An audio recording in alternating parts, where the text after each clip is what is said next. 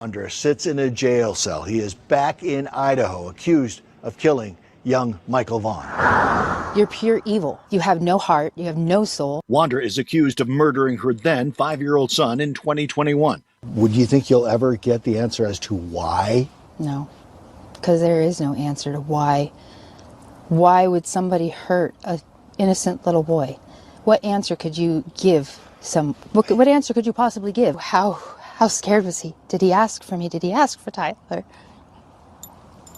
Stacy Wandra has been charged with first-degree murder and second-degree kidnapping and destruction of evidence. Michael Monkey Vaughn went missing from his Fruitland neighborhood on July 27, 2021. This is a criminal investigation. Now, more than 4 years later, in newly unsealed court documents, Fruitland police named 4 people they believed are involved in Michael's murder. Those 4 names are ones we've heard before. This is Sarah Wandra. This is Sarah's husband, Stacy Wandra. This is Brandon Sherliff, Adrian Lucien.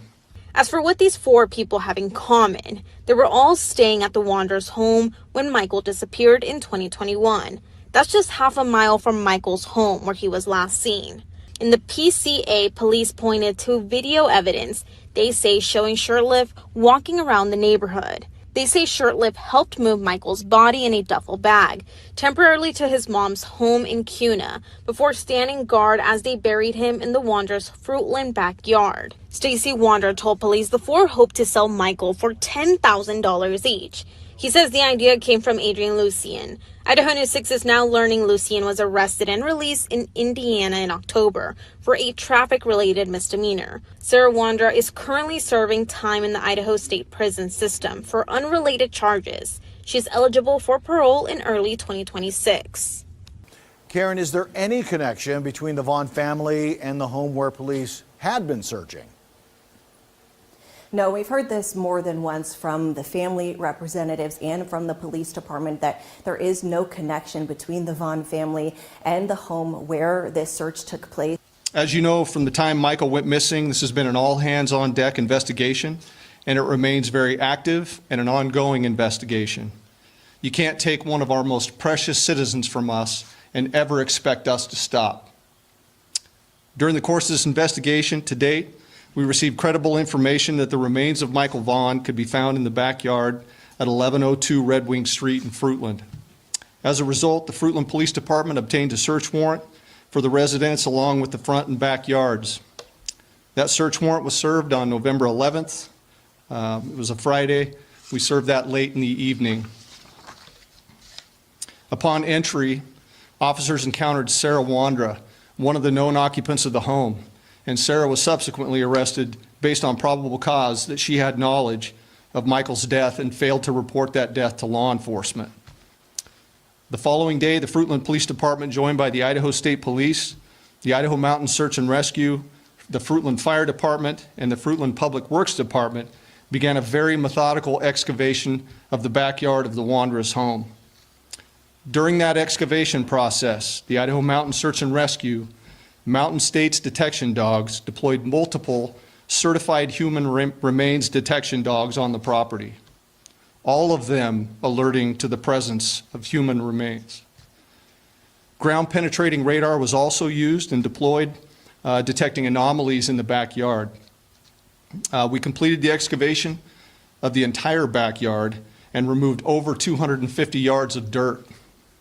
Prior to backfilling the yard, the dirt was meticulously sifted for any potential human remains. We did not find Michael's remains.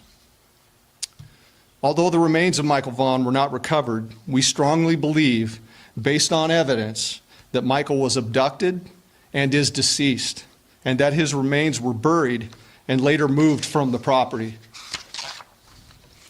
As of today, the whereabouts of his remains are unknown. However, the investigation is active, fluid, and ongoing. Once the excavation was complete, we conducted a thorough search of the Wondra's residence.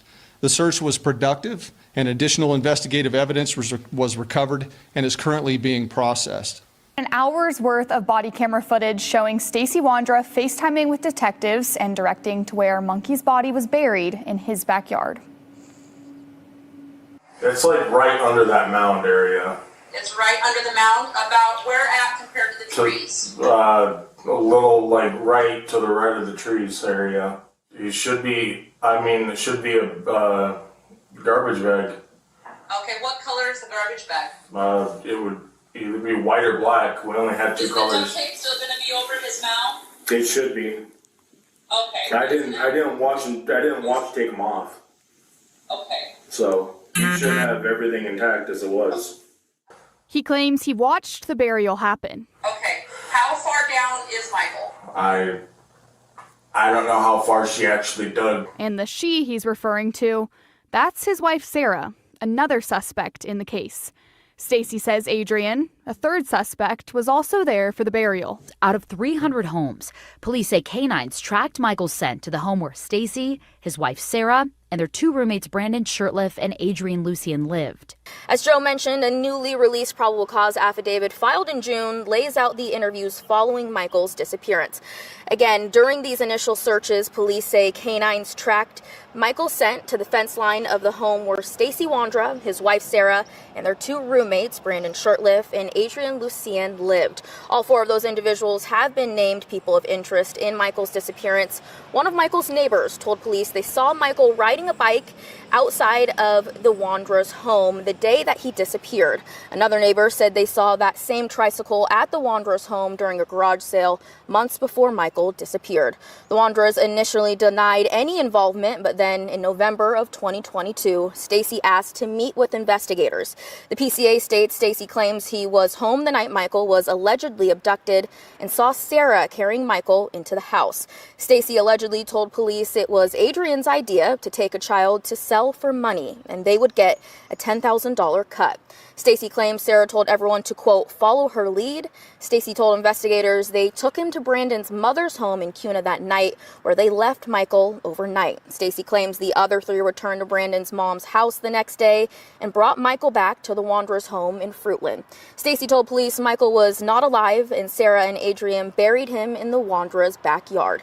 2 days after Stacy's interview with police, they executed a search warrant and excavated the Wondra'S backyard. The affidavit says cadaver dogs alerted to the same area where Stacy told detectives Michael's body was buried, but to this day, Michael has not been found.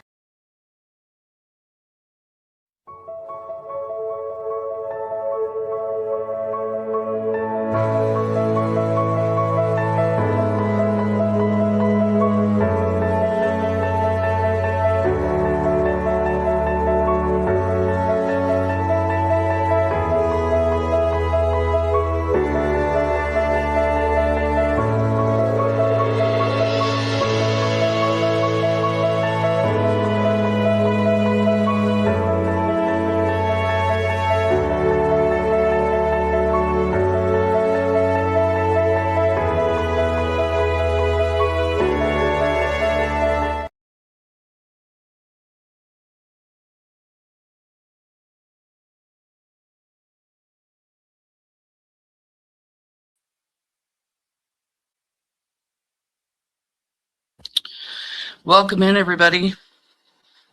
I'm home. Welcome to Missing PNW Crimes Revisited. Today is March 6th, 2026.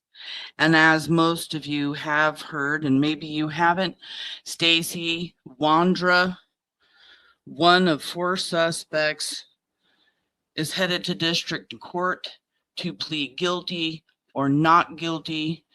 Hell, maybe, just maybe, if Stacy Wandra knows where Michael is buried now, Michael Joseph Vaughn, then maybe, just maybe, he'll take a plea deal and give up where Michael is buried, if Stacy Wandra knows.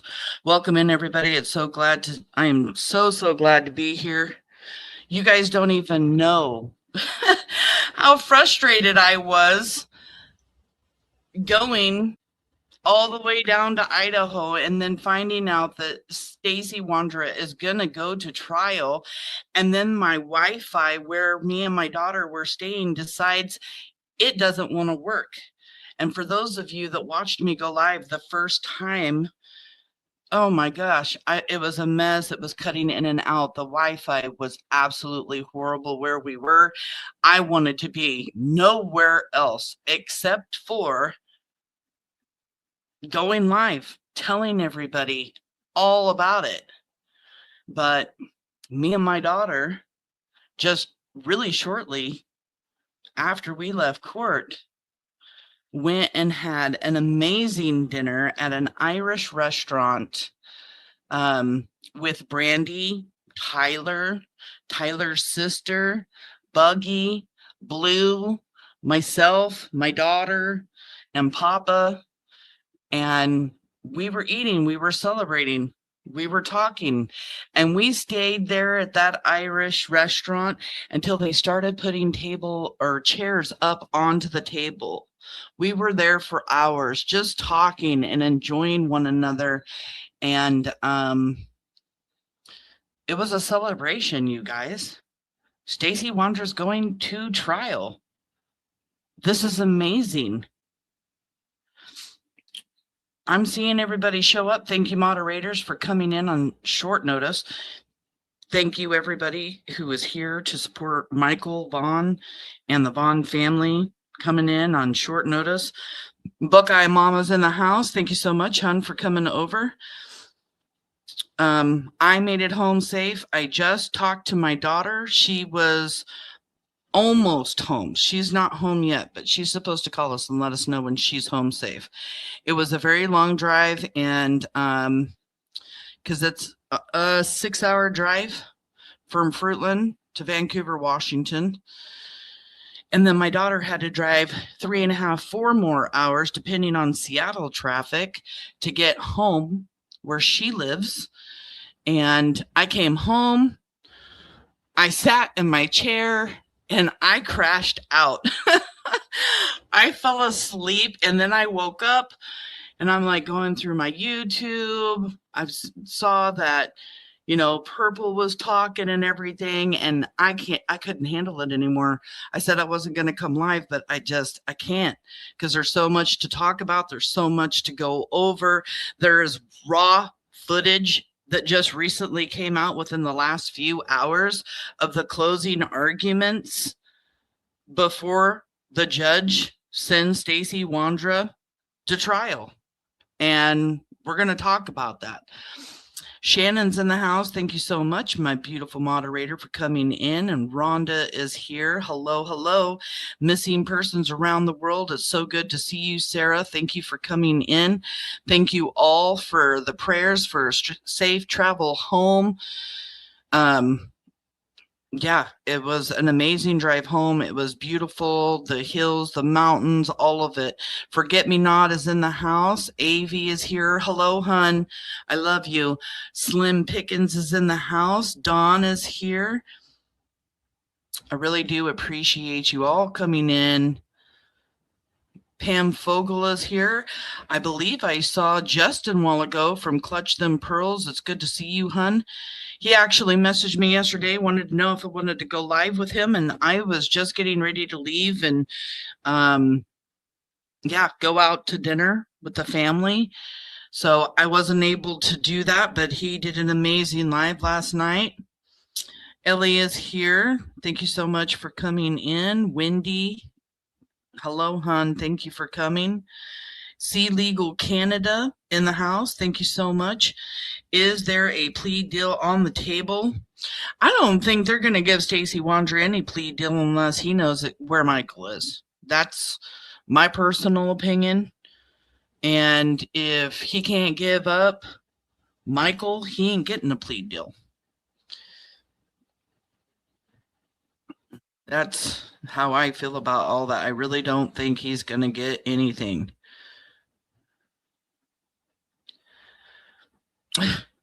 Clutch Them Pearls send me a super chat. I love you, hun. Thank you so much.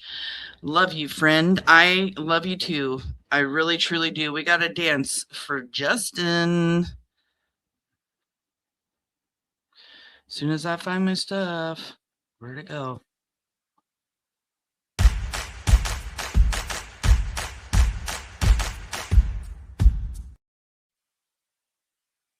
I really appreciate you, Justin. Thank you so much for that. The real ICU is here. Thank you for coming over. Please be mindful that Mama Bear might come over and say hi to everybody, so please just be mindful of that when talking. Emotions are high right now, so Ya's World is here. Thank you so much for coming over. Really do appreciate that. All right. Lacey Ann is in the house. Courtney is here. Thank you so much for coming. Outdoorsy Life.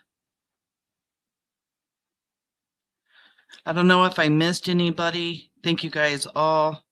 Jemima is here. Hello, hun. Haven't seen you in a while. Good to have you. Hair Curlers and Crime Breasts YouTube Street. Or bet. See, I can't thank you guys. My mind won't stop spinning about everything I heard. The best YouTube name on the streets is what I meant to say. Mama B is here. Hello. Good to see you. You guys. Wow. There's going to be a lot coming. There really is. Brandon Sherliff, message for you. If you're here listening, keep an eye out for some future lives because I'm coming for you. I'm coming. This preliminary hearing may have been about Stacy Wandra, but boy, oh boy, did we hear about you. Things that you have told investigators, things that you have done, and the world will find out, Brandon. It sickens me to know that I spoke to you for so very long. I really actually thought you were going to do the right thing, that you were going to tell Brandy and law enforcement where Monkey was. You never did. You chickened out. You're a coward. And you won't be able to spew any more about how you didn't know about Michael when you're saying things to detectives like, I saw Sarah and Stacy put the duffel bag in the basement. Did you mean the crawl space? Because there's no basement at the Wondra'S or your mother's house. And you sure did talk about that crawl space. And even though cadaver dogs did not hear it in the crawl space at the Wondra'S house, it was reiterated that there were a lot of cats pissing down there. And it had been a little over a year since Michael Vaughn had been abducted and murdered. Why did you say that, Brandon? That's just one little bitty tiny thing that you said to investigators, and there's so much more. I'm coming for you. I'm not gonna rest. I'm just not. I am ready to go to work. I am so ready to go to work. These suspects have done an unimaginable horror. They rocked the community of Fruitland, meeting so many people, so many reporters, people that didn't even know the Vaughn family, people that did know the Vaughn family, people that personally worked with either Tyler or Brandy. And then we had people harassing Pidge. Really? Don't turn me grandma, okay? Don't mess with the kids. Don't mess with the kids.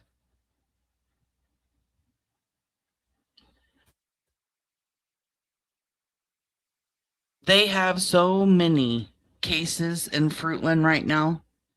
It would be so hard to go after all 4 of them all at once. We saw so many officers in the rooms, clerks in the rooms. It cost money to pay everybody. I really think that is why Brandon Sherliff and Adrian Lucien aren't in jail right now because everybody has the right to a speedy trial. You can't give somebody a speedy trial if you ain't got the money to try or have preliminary hearings or do all of the things that you need to do when you have 4 suspects. That's a lot of money. There's been a lot of money already spent on Stacy Wandra.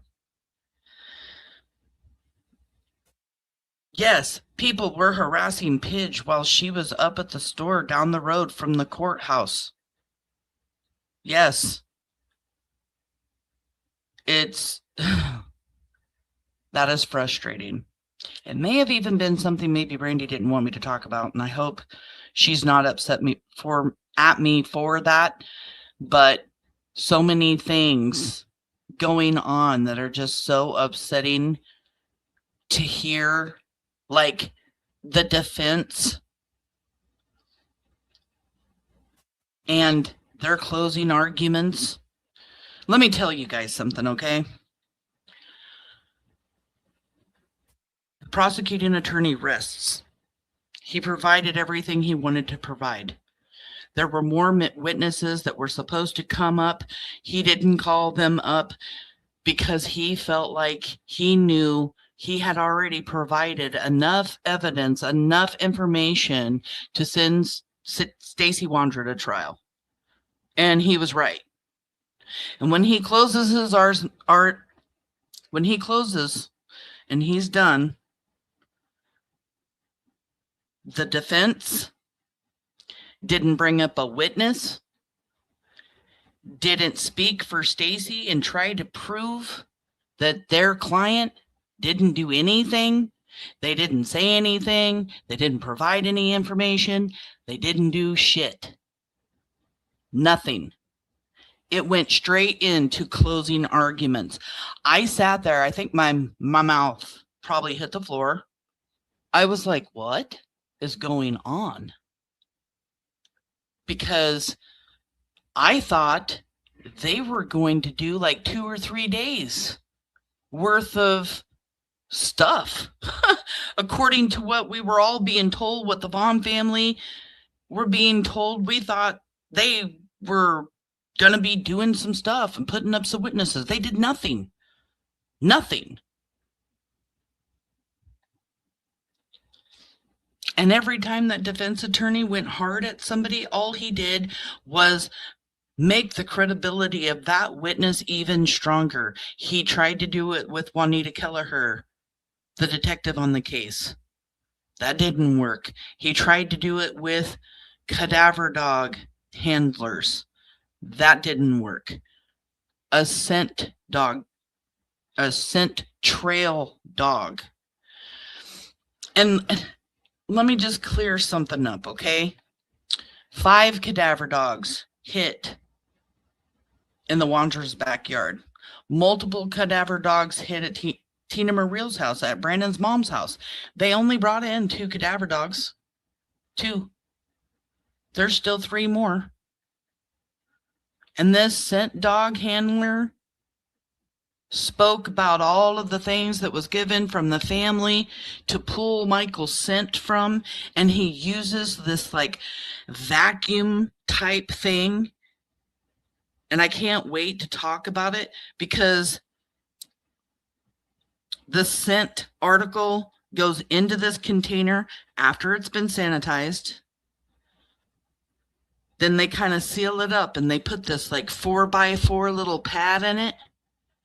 And then this like suction, this like vacuum thing goes to work, sucking all the scent from an article and putting it into this little 4x4 pad. And then that pad gets put into a jar and they put a lid on it. And when they bring the dog over to, tell the dog to go to work, Banshee, he opens that jar, lets Banshee smell the scent, and the dog goes to work. And we've spoke about Banshee. We know all of the places that Banshee hit, and one of the places was at the fence in the garage, the front part of the garage of the Wondra'S home out of 300 houses in the neighborhood.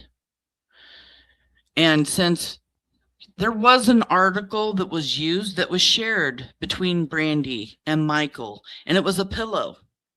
It was one of the scent articles. It went through that same process.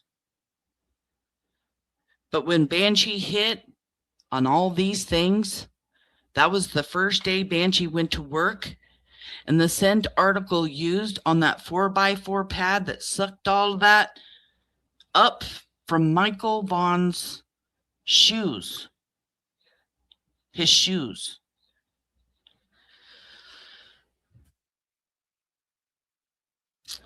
It is so very heartbreaking to have information being spun around to fit somebody's narrative.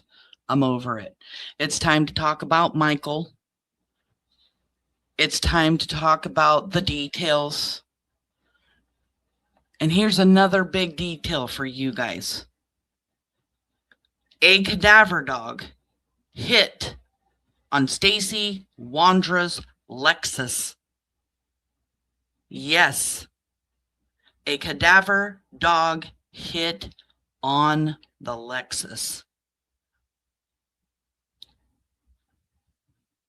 One of the cadaver dogs, looks for human remains and old historical things back in the 1800s. None of these dogs had ever hit on a false scent. Although there was no evidence, more physical evidence found in the Lexus, according to testimony from Juanita Kelleher, she had not heard that yet. So I take out of that, she hadn't heard that yet. She didn't know whether or not, there was any kind of evidence pulled out of the car, other than the fact that the cadaver dog hit on Stacy Wandra's Lexus. Juanita Kelleher is a detective. Things get sent in to Idaho State Police. A lot of things of evidence were sent to them. They don't have to report back to everybody about what they find. They only have to report back to certain people. And Juanita Kelleher may not have been one of those people. And that was reiterated by her many times while she was being questioned by the defense. This was a preliminary trial. And I have to correct something. For 2 weeks, I was saying that there were 7,000 pages of discovery. That's what I had heard. That's what I thought. My information was wrong. And I will totally admit to that. But I'm happy to tell everybody I'm glad I'm wrong. Because there's 20,000 pages of discovery. 20,000 pages. You think Mike Duke had enough time in 3 days to go over 20,000 pages of discovery? That would be a big fat no. That's a lot. A lot.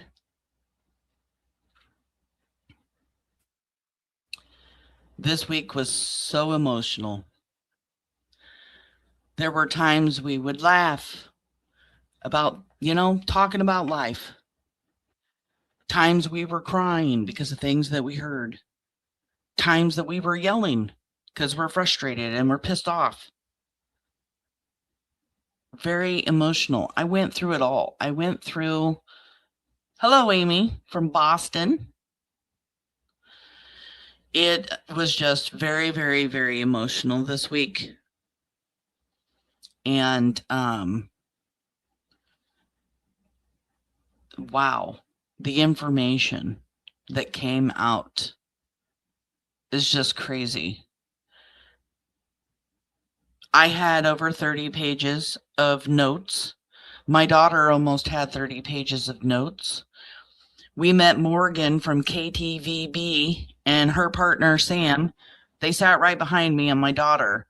And she is an amazing reporter. She has put out little snippets of her notes, but her notes are so good. It's almost like hearing exactly what happened in court.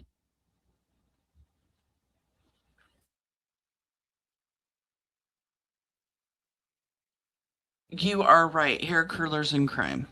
Absolutely, 100%. I'm losing you because chat's going by so fast. Hold on. I lost you. Where are you? The detectives and the prosecuting attorney took their time and was methodical in putting this case together. 100%. 100%. She types too fast. Oh my gosh, right?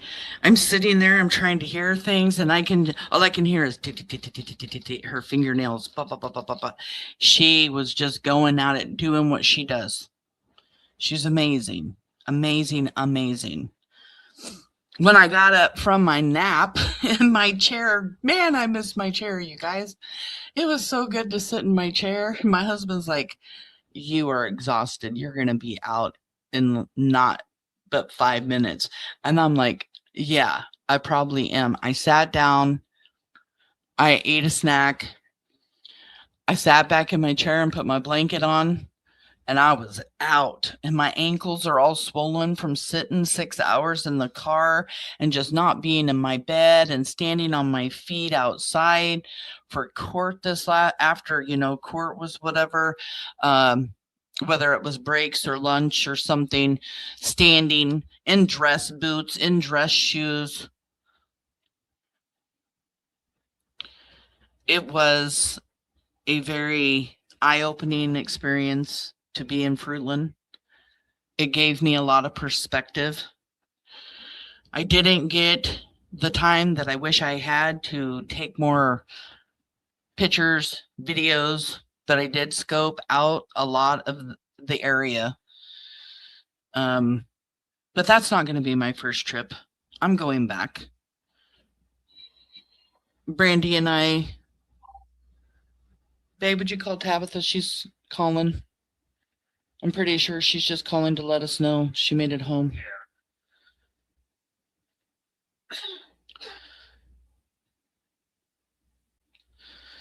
But that's not the first time. I was talking to Brandy this morning before I left, and she said her and Tyler really needed a break. They might want to get out of Dodge sometime, and I'm like, I got an extra bedroom. You can come here. You can come visit. We can go do all the things. I've got, I don't want to say new friend, but I have a better friend. I have a better friend. We became very close, even though we didn't even spend that much time together. Just the presence of her or myself next to her, being there for her, the family being all together, supporting one another. I have a better friend, a friend I know that I will have forever. Thank you for being a member for 4 months, Shannon. I love you, girl. I got to meet Shannon, my moderator here.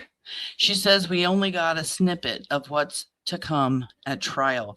The trial is going to have a lot more and will be way more emotional. I wonder if they will send it to Ada County because they can hold more. Yeah.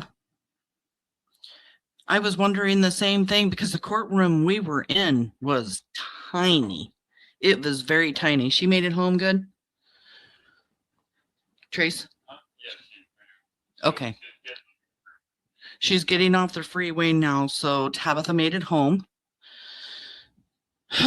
She's like, me and my daughter were talking on the way, and I'm like, I feel so bad for not going live last night. I feel like I'm letting everybody down. I've been working on this for so long, and we all hear that Stacy Wandra went to trial, and I didn't even get a chance to go live and tell everybody. But you know what? There's been so much coverage,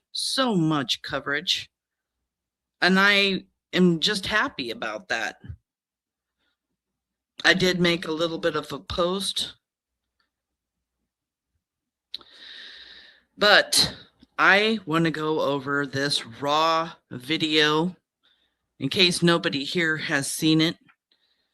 It is the closing arguments of both the prosecuting attorney and the district attorney. And you're going to hear something talked about by the judge as something was changed in Stacy Wandra's charges.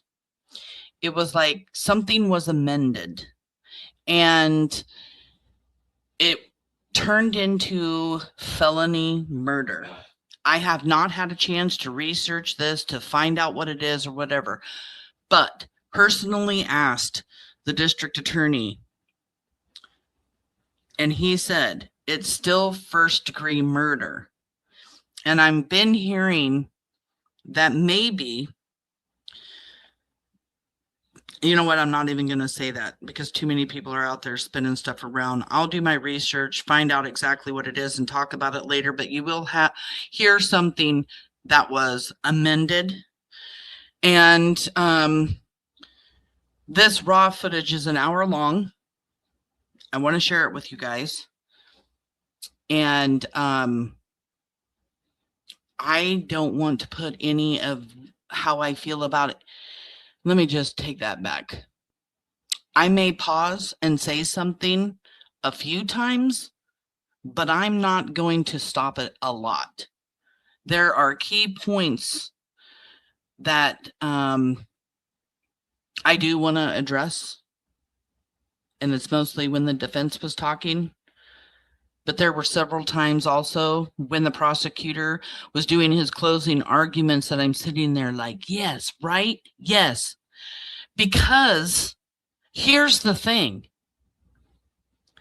Say Stacy's telling the truth, and all he did, we're going to play devil's advocate for just a moment, okay? We know Stacy Wandra's a liar.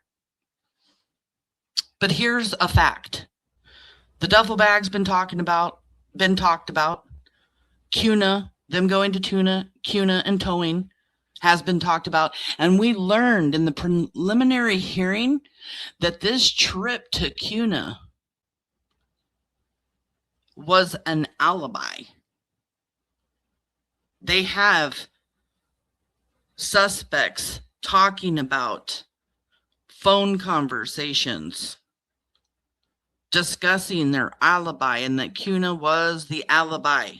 And we've all talked about this before and have always thought that, right? We have heard that Michael Vaughn was duct taped, but the devil's advocate part, okay? Let's say Stacy Wandra didn't touch Michael, didn't do anything, didn't grab him, didn't do nothing, okay? And we're believing a story for a minute.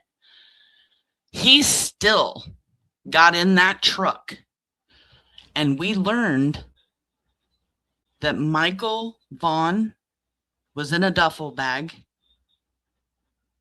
duct taped on his face, hands, and feet, and clothes were put on top of Michael. And they put him in the back of the truck with a shovel and duct tape. Does that sound like they were going to try keeping Michael alive? Doesn't sound like they're going to keep Michael alive at that point if they're putting a shovel in the back of the truck also. And they found duct tape shoved in a little hole in the back of the GMC truck. Juanita Kelleher didn't know whether or not that they had found any solid evidence on any of that.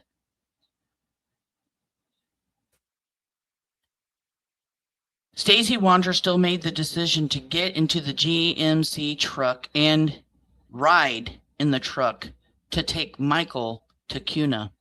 He also made the decision to get out of the truck to put power steering fluid in to help get the truck to CUNA. Per the district attorney's words, Stacy Wandra participated in a lot in the conversations that everybody was having in the house before they put Michael in the truck. He's discussing what to do, blah, blah, blah. He's involved. He had the choice to call 911 when Sarah walks in the house and Adrian with Michael, because Stacy Wandra said it was Sarah and Adrian who came in the house with Michael.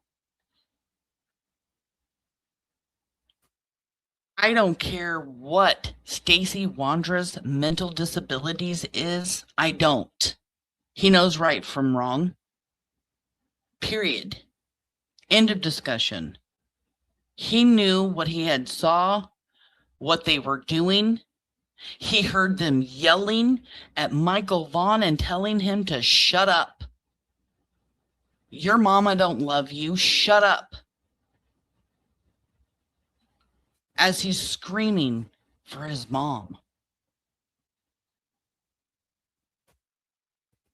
There was actual things that we listened to that Michael could have been given insulin. Brandy Vaughn was on my panel talking with Stacy Wandra right here at Missing PNW, and she asked Stacy Wandra if Sarah took insulin, and he said yes.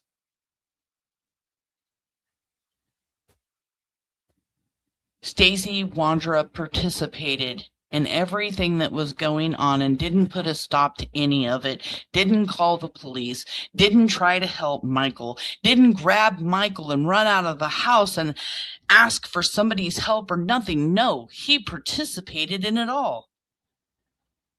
This confession, even the district attorney calls it a confession. And then he sits in a FaceTime talking to his mom, telling her what Sarah did. No police officers are around. He's sitting in his cell with his FaceTime all by himself talking to his mom. He wasn't being interrogated then when he told his mom what Sarah did. And that he said Sarah told him that Michael had accidentally suffocated. You think?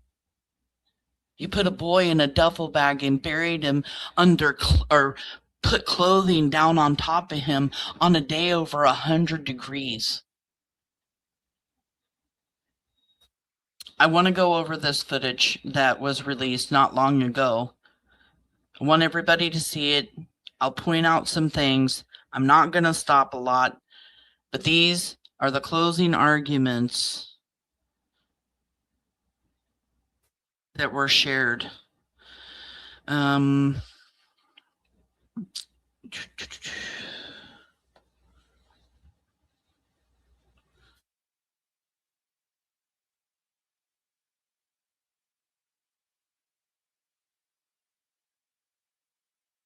All right, here we go.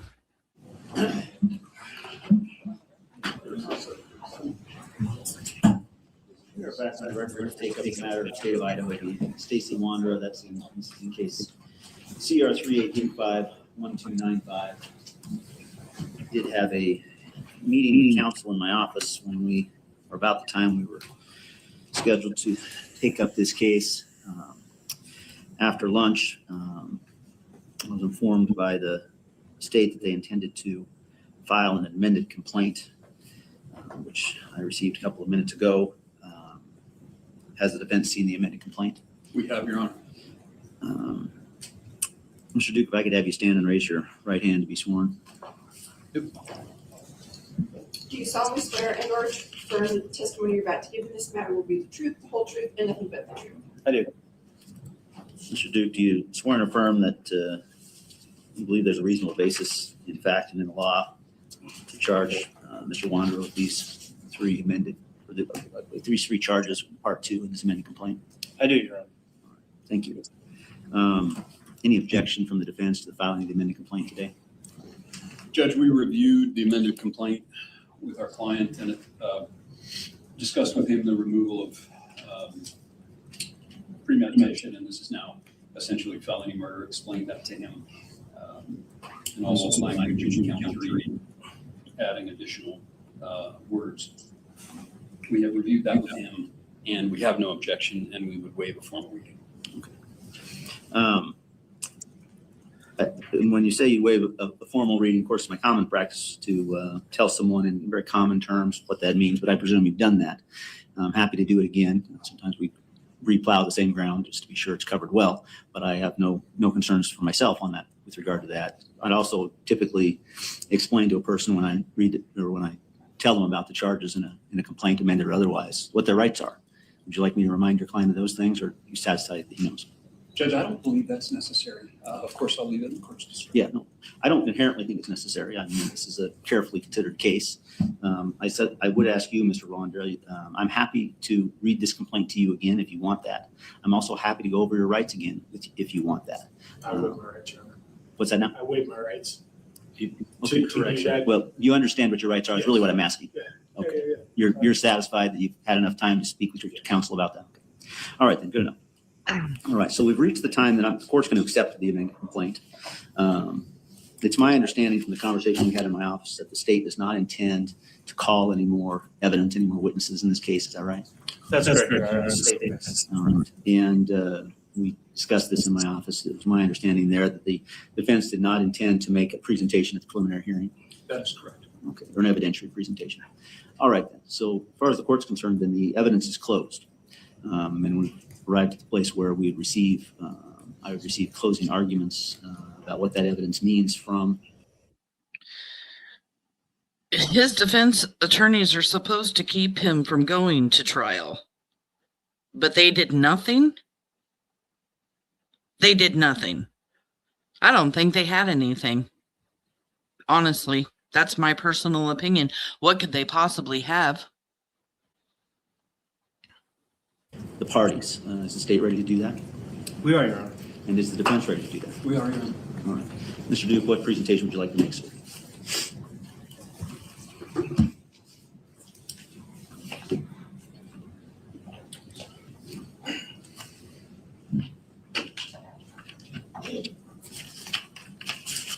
Your Honor, in this case, so the standard for prelim is that there must be substantial evidence on all elements of the crime.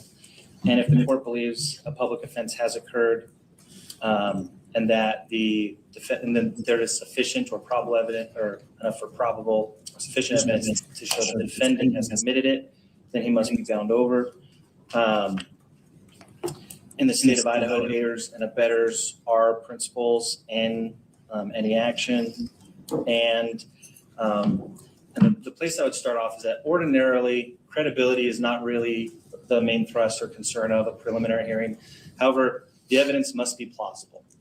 And as the court's aware in this case, there is a bridge that has to, or a gap that has to be bridged in the form that the confession that the state primarily relies on for its case, in that confession, Stacy Wandra indicated that the body of Michael Vaughn would be found in his backyard, and it wasn't. But the state, we still view his confession as credible, and that it does describe the actual events that occurred. But in order to bridge this problem of the body not being where he said it would be, there's a few things we would ask the court to look at. One, the body was buried, according to Stacey, on July 28th of 2021. And it was not, the backyard was not searched until November of 2022. When he was asked in November, what detectives could look at to corroborate his story as far as to verify the validity of it, he indicated the trike. The trike, so the trike comes into play because he says it was on some boxes in the garage. I hadn't seen it there before. At one point, he says that the story of the trike came from law enforcement, not his memory. He then changes that story and says, I remember the trike being there. It was there, and then it was gone a couple days later. His neighbor, Carson Starkey, identifies the exact trike, or identifies a trike that's sitting behind the gate of the Wondra'S property. Behind that gate is exactly where a live scent tracking dog showed interest when it was given the scent of Michael Vaughn in August, just after Michael had gone missing. That same tracking dog then showed interest down the bluffs in the brush there.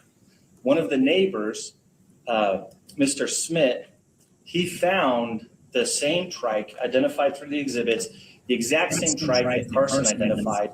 He had found it, tried to use it for a project, and then when he realized it wasn't useful, he returned it behind the bluff sign.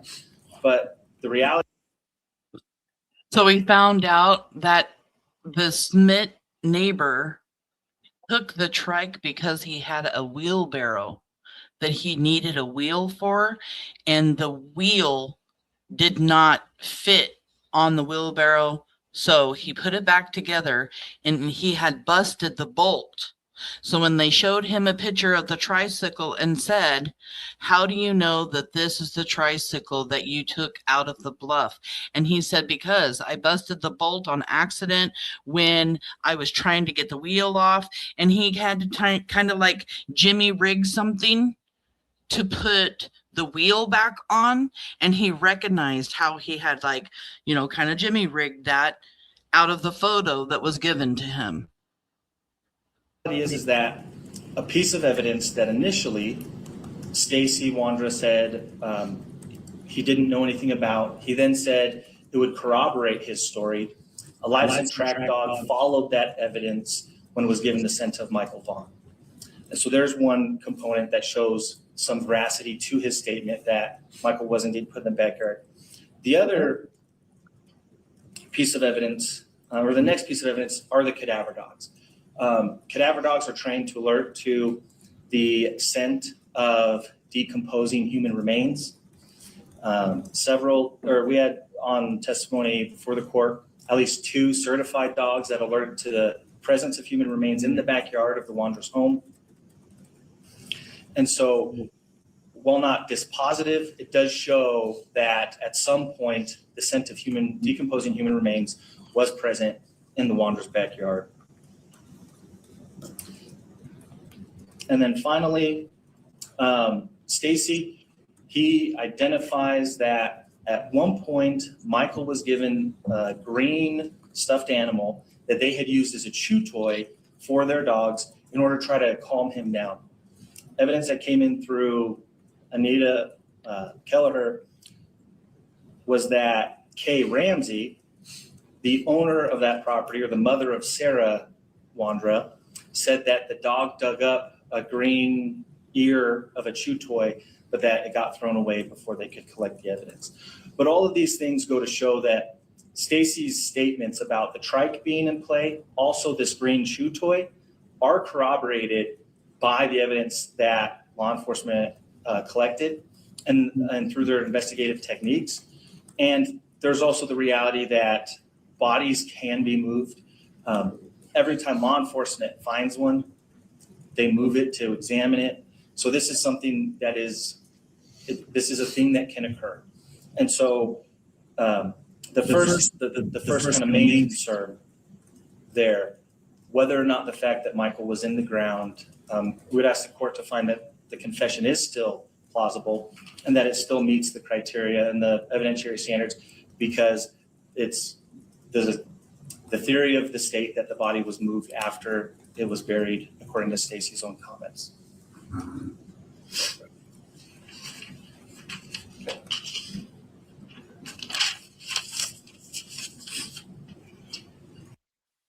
So when Juanita Kelleher was on the stand, the defense went at her really hard about the ear of a stuffed animal, this green stuffed animal that Stacy says him and Sarah gave Michael to play with. And he basically called Juanita Kelleher a liar, said, you made that story up.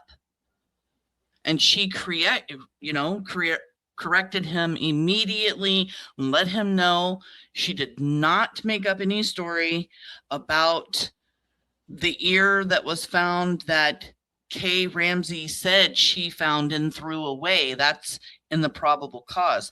Now, this ear, the stuffed animal ear that was found in the Wondra'S yard that they believe was from the toy given to Michael Joseph Vaughn after they abducted him, was taken out of the yard and thrown away by Kay Ramsey, according to the probable cause affidavit, before they ever excavated the backyard. So I want to make that clear, but defense went at her hard, and you made that story up, and she immediately, no, not making up any stories about it. The only person lying about things is Kay Ramsey.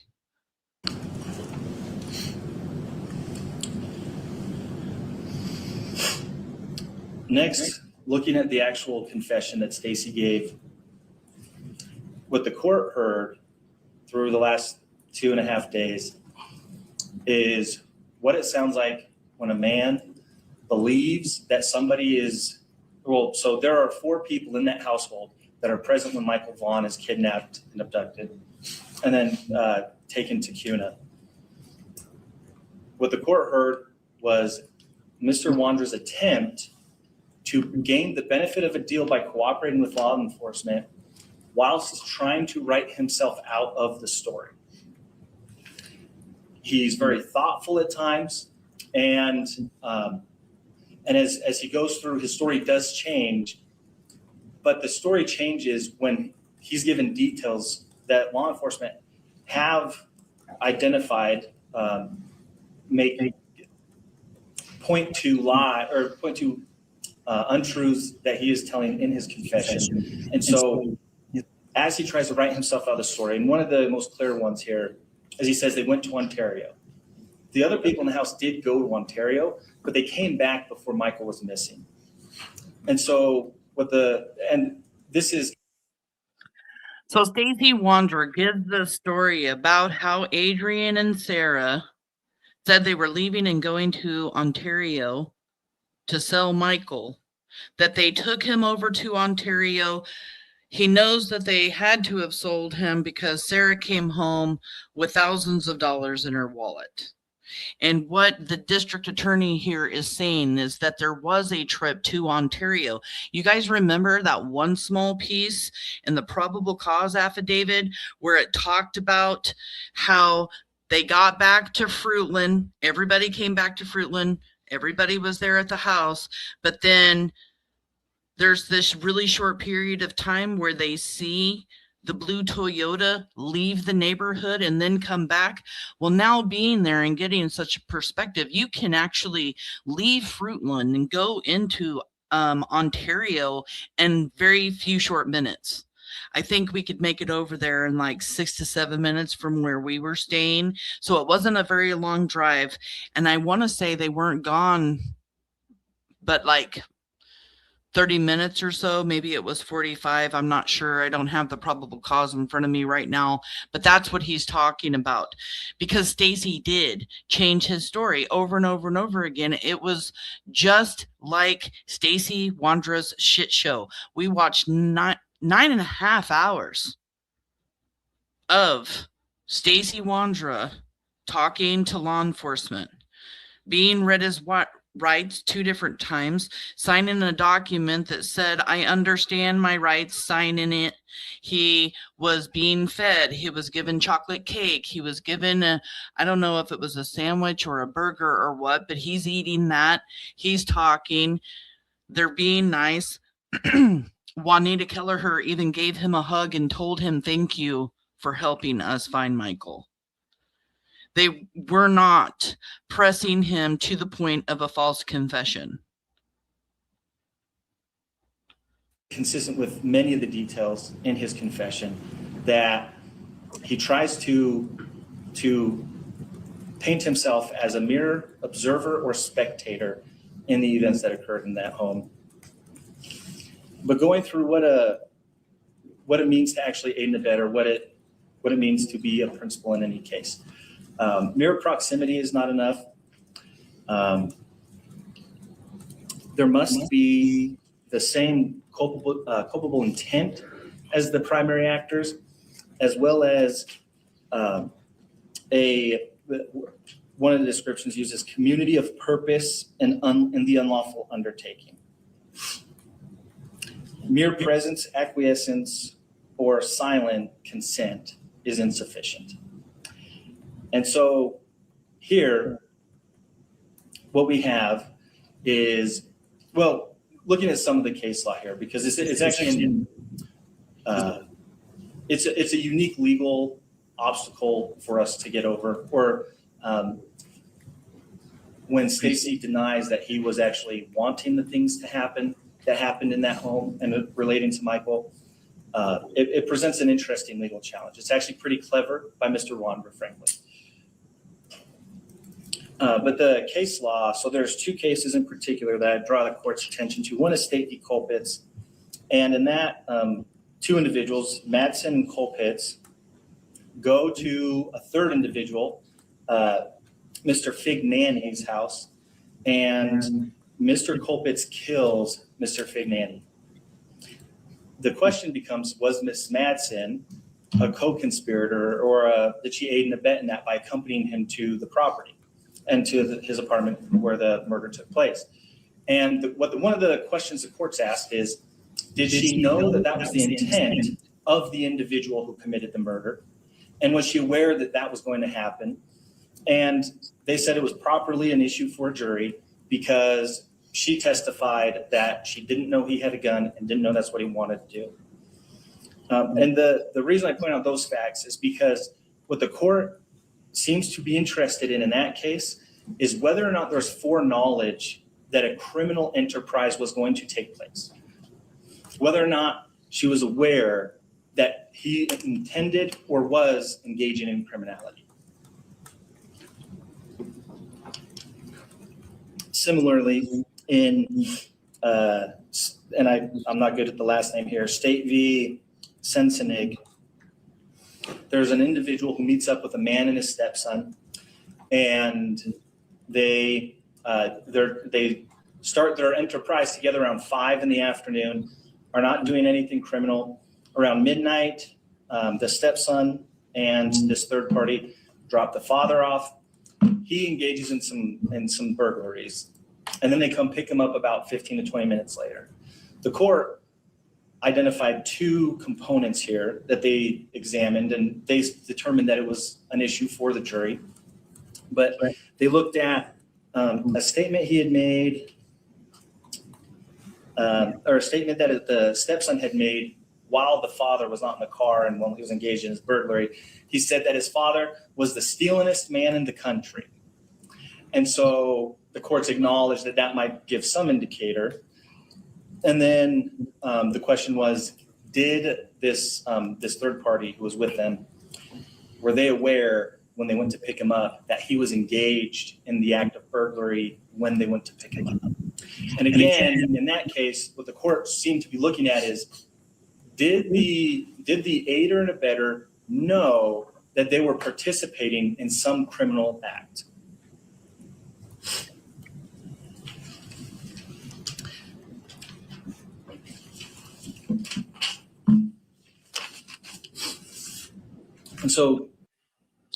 And even though Stacy Wandra has fetal alcohol syndrome, he knows what's right and wrong. He knew what was going to happen to Michael Joseph Vaughn because they put him in a duffel bag and they put a shovel and duct tape in the back of the truck. Stacy Wandra knew what was going to happen, and he was a man, and he had decisions to make, and he decided to get in that GMC truck and go to Kuna. He made an alibi with Sarah and Brandon and Adrian. And I did just look at the probable cause. They were gone over in Ontario. Now we know Ontario, for 45 minutes. Moving to the facts of our case, and with that in mind, and one treatise puts it well. They say, and this is just persuasive, it's a treatise on the subject, but they said that with foreknowledge comes the opportunity to abandon the criminal enterprise or to not engage at all. Meaning that you have a choice when you know beforehand what's going to happen. In this case, kidnapping is an ongoing crime, and it is not completed until the return of the victim or until the victim is dead, and so it's no longer a kidnapping at that point. No, Stacy Wandra did not have his mom there or any other family members in court. The only people I saw behind Stacy Wandra were people that ran out of room sitting behind the Vaughn family, or particular people that I choose not to talk about that are related to the creator spreading misinformation. In this case, Stacy's, or I apologize, Mr. Wandra's statements are very clear. Michael Vaughn was alive when he was brought into the home, and where Mr. Wandra first identifies him, or first sees him, he's told, we've just taken this kid. He uses the word abduct, but he said, I think she said took, but they mean the same thing. So he accepts that what has just occurred is an abduction or a kidnapping.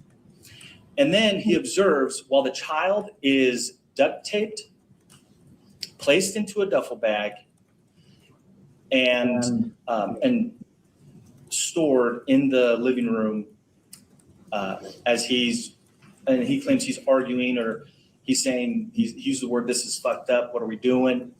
And so his testimony is that he objects at this point, but he very much knows that a kidnapping has just occurred, that Sarah Wandra is one of the people who is committing that Adrian Lucini is one of the people, and that Brandon Sherliff, that those three individuals have just kidnapped a child and have placed him in a duffel bag. Stacy Wandra knows when he gets in the truck that Michael Vaughn is in that duffel bag in the back of the truck. When he leaves the house with those two individuals, Sarah Wandra and Brandon Sherliff, he knows that they're engaged in the act of kidnapping. And he knows that it's still ongoing because he describes hearing Michael scream when they stop on 8th. And so he knows Michael's still alive and he's still going with them. One of the statements that he made is that they were trying to establish an alibi. He comments on the use of the word alibi because he says, well, in this case, it's true, so it's not an alibi. That's not the actual legal definition of an alibi, but the meaning of the words he uses shows that he understands what it is they're trying to do, which is create a story that hides the fact that they're involved in Michael's disappearance. And he explicitly states that the alibi was to convince people they didn't know what happened to Michael, but that wasn't true. They did know what happened to Michael. That's how he phrases it.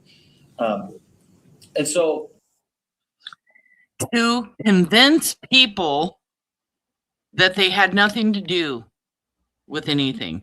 I gotta rewind that. I'm hearing this again for the first time. I want to hear that part again. Story that hides the fact that they're involved in Michael's disappearance. And he explicitly states that the alibi was to convince people they didn't know what happened to Michael. To convince people that they didn't know what happened to Michael. What has Sarah, Stacy, Brandon, and Adrian been doing for 4.5 years? Trying to convince everybody that they had nothing to do with Michael Vaughn's abduction. He has been all over YouTube. Brandon's been on my panel, JLR. Sarah has spoken to people since she's been incarcerated. PJ Vision, Adrian Lucian saying he's been set up. They have all continuously stuck to their alibi, the one they all created together, the one they all discussed with. This is what we're going to do. We're going to convince everybody.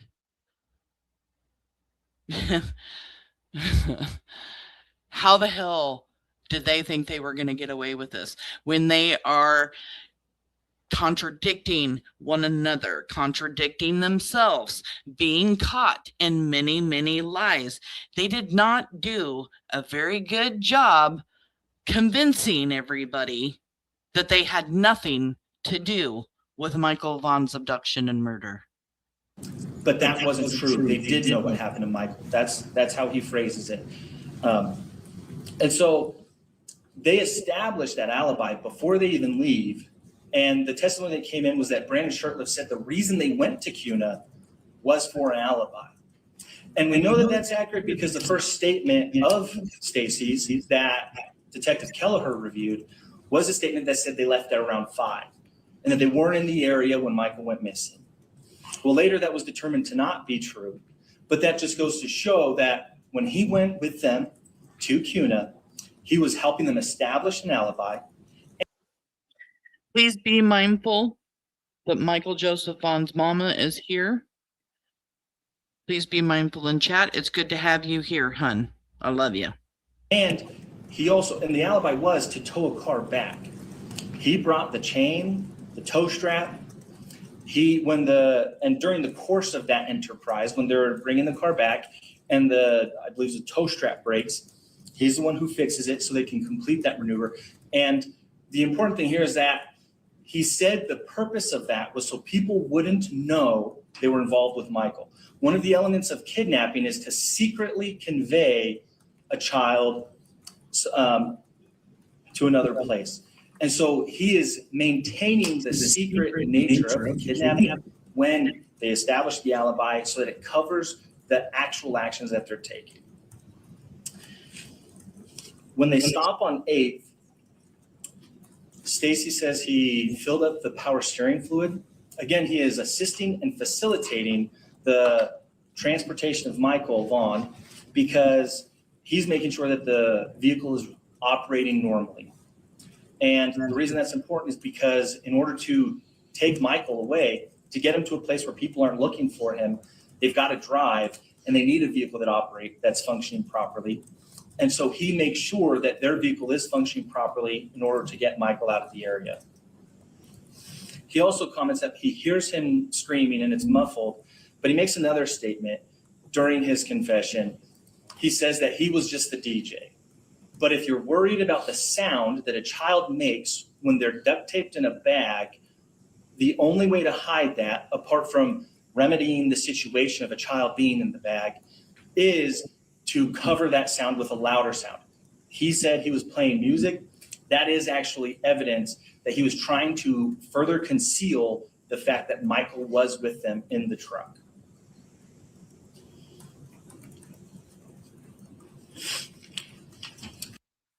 So here you have this attorney is saying he participated in putting the tow straps into the truck. He knew where they were going. He knew what they were doing. And early testimony that they had also put a shovel and duct tape in the back of that truck.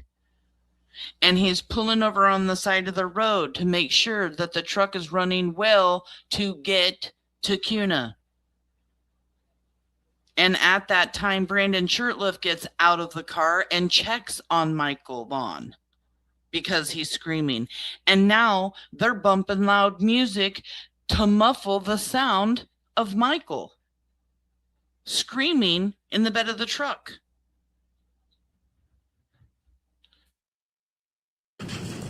When they're stopped at 8th, in his testimony, he said that there was a discussion and they said, they got to get out of here, no more stops. And so again, there's conversations about what to do about the fact that they've got Michael Vaughn in their vehicle.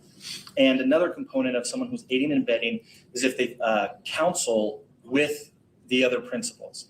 And several times throughout his testimony, he says Sarah would ask what to do. Now, he always responded with, gotta call the cops, but then he goes with them to CUNA. And so even though he says, oh, do this thing, that's the right thing to do at this point in time, his actions do not match the words he's using. He still goes with them. And so the court is allowed to infer his criminal mindset and is allowed to look at his actions, even if they're not consistent with the words that he uses. And his actions are consistent with being in a, and I apologize,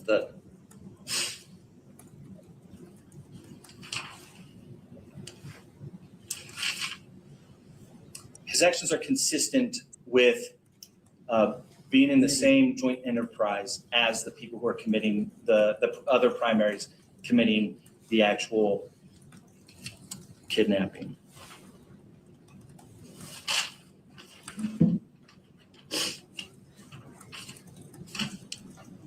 Next,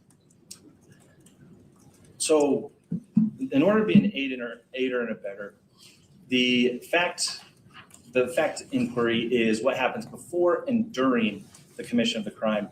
But in this case, we do have some details that happen after the commission of the crime that go to show what his intent was during the commission. And so he calls Brandon and he says, we're in trouble, we need to get our story straight. And they maintain their alibi that they're just transporting or towing the Mercedes. Even though that conversation happens afterwards, we know that that's the story they had given consistently and that is what they actually did in order to create the alibi. And so the statement he makes later shows that he was indeed trying to help create an alibi when he went with Sarah Wandra and Brandon Sherliff to CUNA to take Michael over there.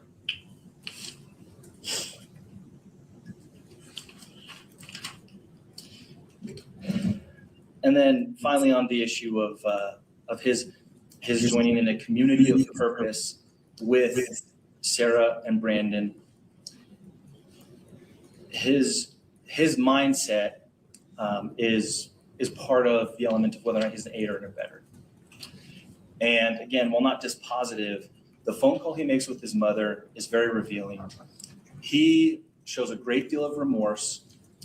And what that indicates is that his mindset at the time he was with Sarah Wandra and Brandon Sherliff is that he feels like he was engaged in a common scheme with them, that and so the words the courts use is community of purpose. His level of remorse is commiserate with being in a community of purpose with people who are conducting a kidnapping. Now, we know that Michael dies as a result of this kidnapping because Stacy tells us that. He also tells his mom that. He says he was accidentally suffocated. There was too much clothes on top of him. He explicitly describes watching as they put the clothes on top of Michael in the duffel bag. He observed that thing, and he watched Michael get transported and assisted in transporting Michael while he was in that condition.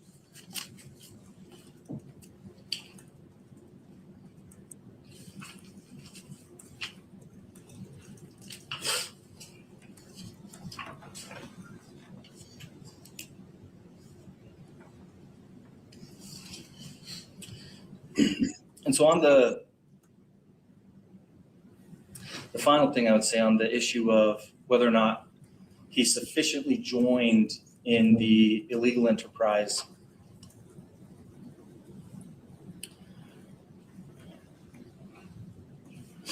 is that the language that the courts use, they say mere proximity, they talk about bystanders.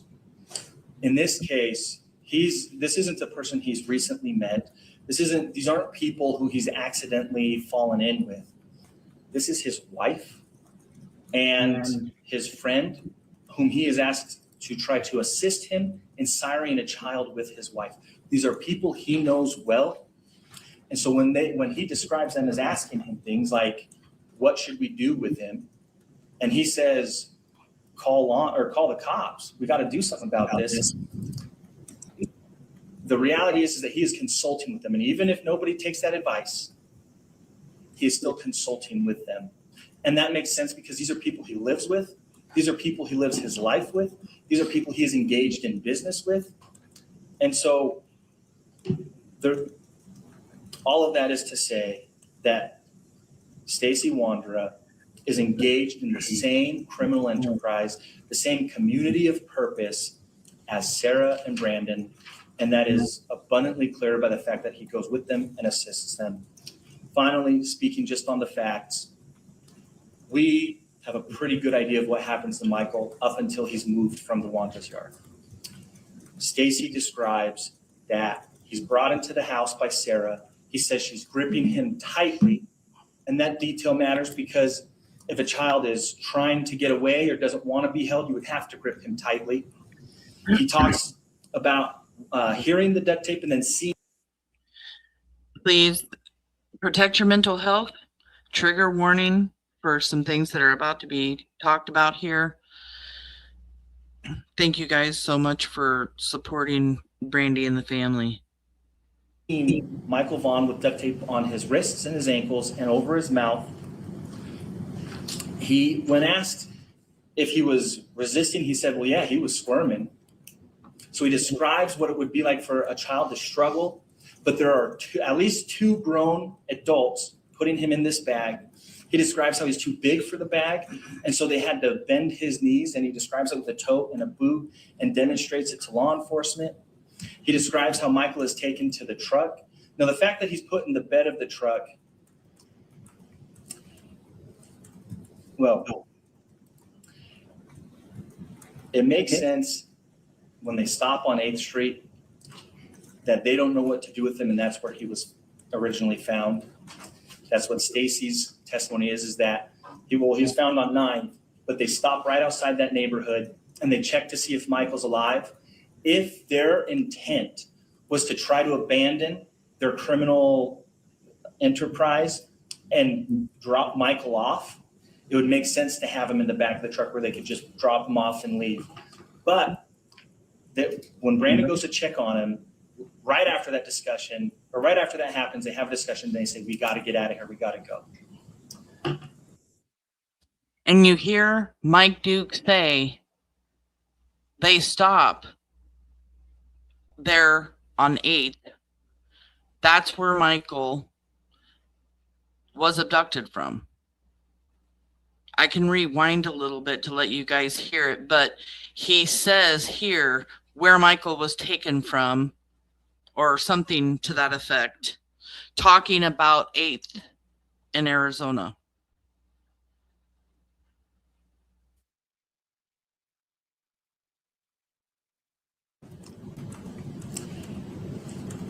Well,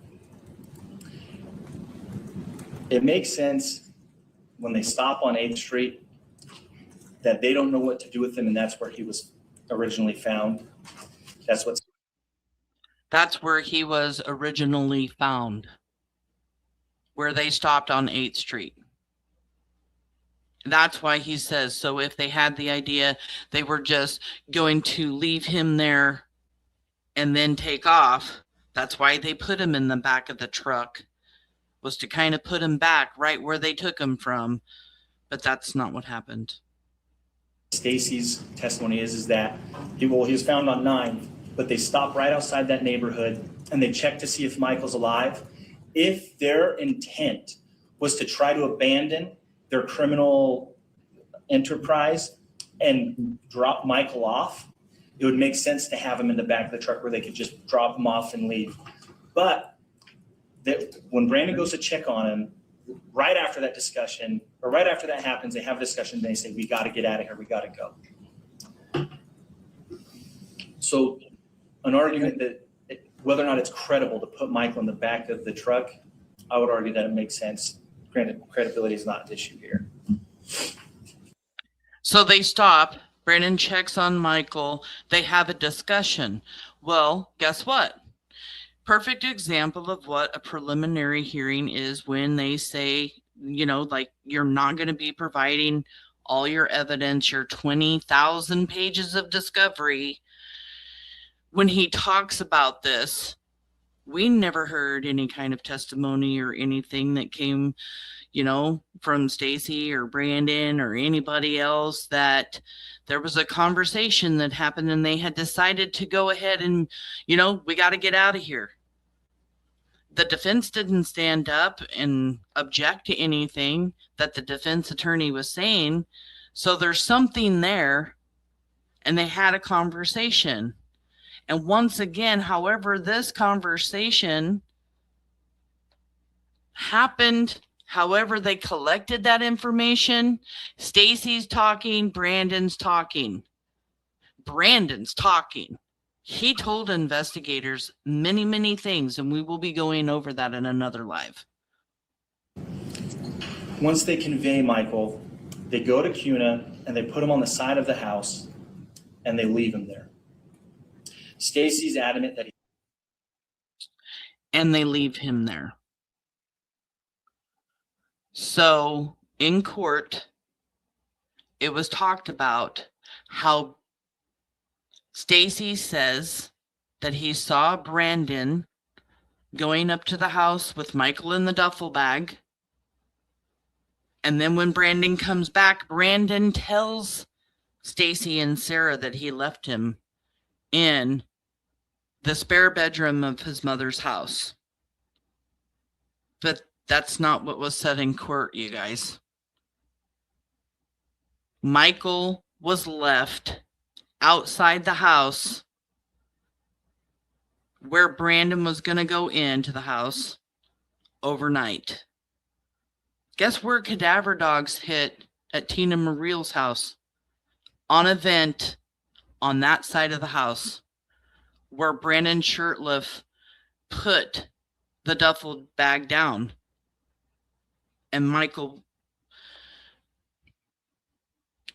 the probable cause affidavit believes that Michael had passed before getting to Cuna, but in court, it was very confusing to understand whether they believed or not that he was alive when they got there, had passed away before they got there, and if he was alive, he was left outside in the duffel bag till however long it took him to pass in the nighttime. And I'm so sorry, Brandy, if you're hearing this, but the bedroom wasn't talked about by the district attorney. He's saying here that Michael was left outside. he's still alive at this point. But then they get into their vehicles and they leave. They tow the Mercedes. Brandon's the one driving that. They tow the Mercedes, tow strap brakes. They get back into Fruitland, and then they just start trying to blend in. The court heard evidence that they put the picture on the fridge to try to blend in with everyone else. So they had a picture of Michael in the house, and he described that as an effort to blend in. After Michael goes missing, a series of actions are taken in that household. They get rid of 2 of the 3 cars that they're driving, both of which are implicated in having been used or involved in the kidnapping of Michael. They get rid of their phones. The testimony, I believe, that was elicited from Detective Kelleher is that Stacy destroyed one of the SIM cards, and he said, "I don't want them following me." At the time that this occurs, they've had interviews with law enforcement. They've made statements to the effect of, "We're in trouble, we need to get our alibi straight." And so he knows that he's being looked at by law enforcement when he makes the decision to break that SIM card. They get rid of their furniture. And their text messages of that day are deleted.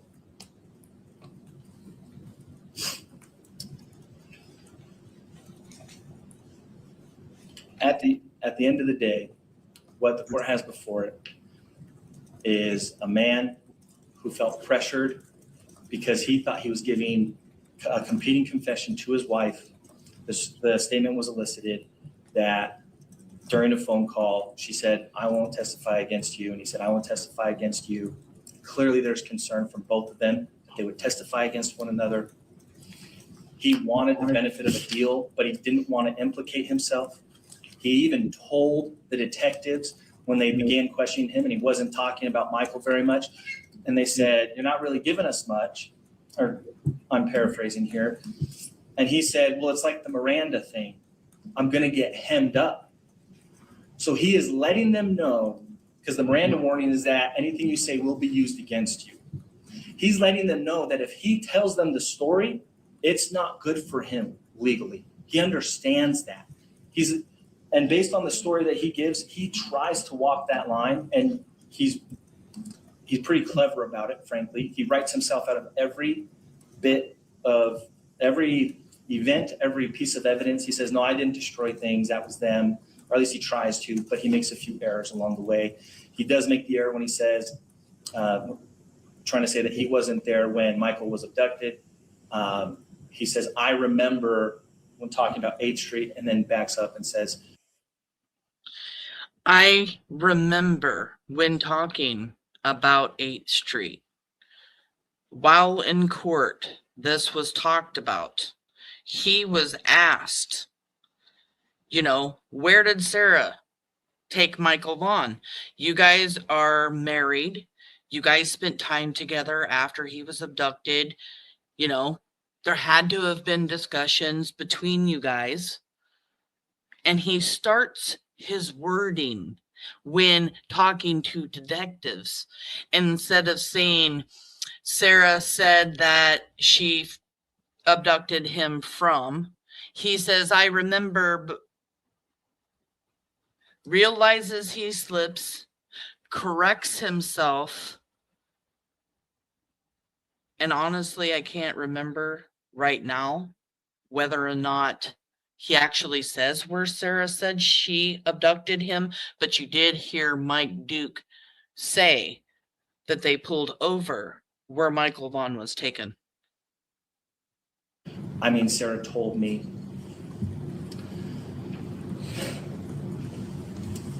Over the course of that interview, when he was confronted with the fact that his story was not possible, what he ended up with was something closer to the truth. As he told more of the story that incriminated him more details became corroborated, not less. And so what we're asking this court to do today is bind over Mr. Wondra for his participation in kidnapping Michael Vaughn, a 5-year-old child at the time, and also bind him over on the felony murder rule on first-degree murder because Michael Vaughn died during the commission of that felony or as a result of that felony, and also to bind him over on the destruction. Hold on one second, you guys. I want to get a pen. I need to write down this timeline where he talks about this new felony murder charge just to have in my notes.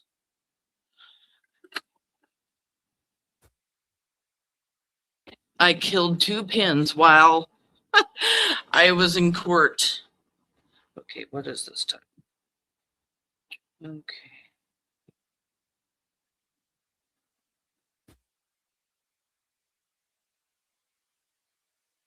Yeah, Tabitha's like, "Mom, you're using up all the pens." Yeah, I went through a couple of pens. All the ink was running out while I was writing. Of evidence as the number of attempts to get rid of normal objects in their lives is staggering. To get rid of your cars, your phones, your furniture. They took every effort imaginable to try to hide from this crime, and they were very good at it, frankly, but not perfect. And we're asking the court to bind them over on the evidence that it's heard during the course of this. Thank you. Thank you. Mr. Gates, would you like to make a final statement? Thank you, Judge. Some of what the state talks about is accurate. And Mr. New talks about how we have a unique obstacle to get over in this case. It's true. There is a gap between the evidence and Stacy Wandra rolled his eyes. How far do I need to go back? Let me see. Going back. I'll go back right about here. You let me know when you see him roll his eyes. And also to bind him over on the destruction of evidence, as the number of attempts to get rid of normal objects in their lives is staggering. To get rid of your cars, your phones, your furniture. They took every effort imaginable to try to hide from this crime. And they were very good at it, frankly, but not perfect. And we're asking the court to bind them over on the evidence that it's heard during the course of this. Thank you. Thank you. Mr. Geddes, would you like to make a final statement? thank you, Judge.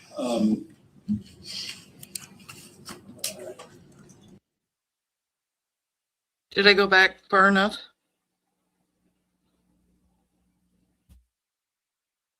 Yes, he does do that thing with his mouth. I noticed that so much. And you know what? While I'm thinking about it right now, so when they played, the FaceTime with his mom, he would not look at his mom up there on the TV. He would not look at the TV. Towards the very end, he glanced up and looked up there and then put his head back down. But it was like he was reliving this moment when he's telling his mom everything he's done, when he's crying, but towards the end, he started asking about whether his dad was going to, give him any money or anything else. I mean, wow. But he could not look at it. So should I rewind further? Is that what you're saying when he rolled his eyes?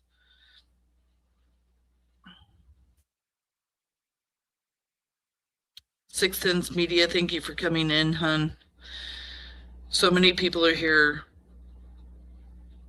I just really appreciate everybody coming together, being a part of Monkey's Army. And, we're all here for the same reason, and that's for justice for Michael Vaughn. Some of what the state talks about is accurate. And Mr. New Today is fined and will bind over Mr. Wondra. So I went back a little bit further than that. If we can't find it now, we'll have plenty of times to go through all of the stuff that happened. That's for sure.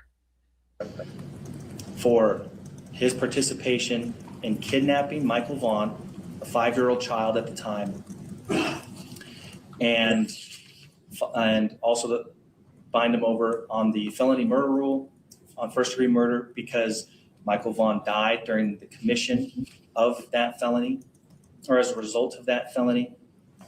And also to bind him over on the destruction of evidence as the number of attempts to get rid of normal objects in their lives is staggering. To get rid of your cars, your phones, your furniture. They took every effort imaginable to try to hide from this crime. And they were very good at it, frankly, but not perfect. And we're asking the court to bind them over on the evidence that it's heard during the course of this. Thank you. Thank you. Mr. Geddes, would you like to make a final statement? Thank you, Judge. Some of what the state talks about is accurate. And Mr. New talks about how we have a unique obstacle to get over in this case. It's true.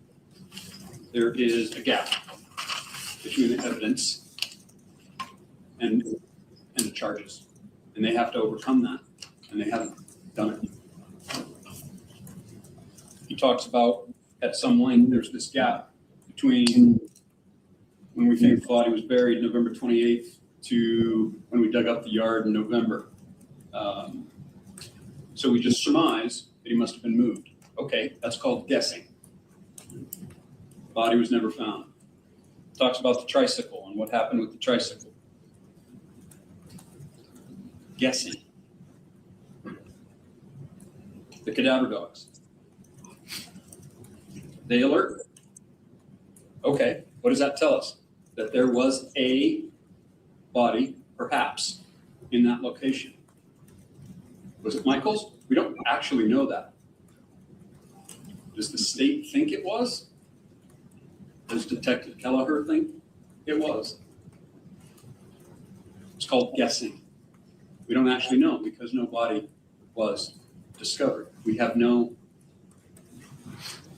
body, we have no parts of a body, nothing. No blood. They looked repeatedly. They grabbed every stain they could find. Nothing was located. So they're guessing. Green dog toy. Well, someone who didn't testify today told someone that, yeah, we found an ear from a chew toy and it's green. Okay. What does that tell us? Absolutely nothing. Guessing. They move on to the confession. They keep calling it a confession. It is not a confession. Nowhere does Stacy Wandra confess to anything. Well, he confessed to seeing everything. If you're going to believe what he said, right? I mean, he admitted it. You don't have to call it a confession. You don't have to call it that. But he still told law enforcement what he said he witnessed, what he saw other people doing to Michael Vaughn.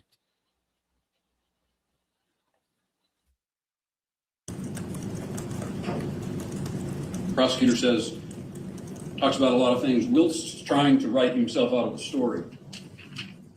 Except he's amazingly consistent about that. He never once says, I did this, or I did that, or I did the other. What he says repeatedly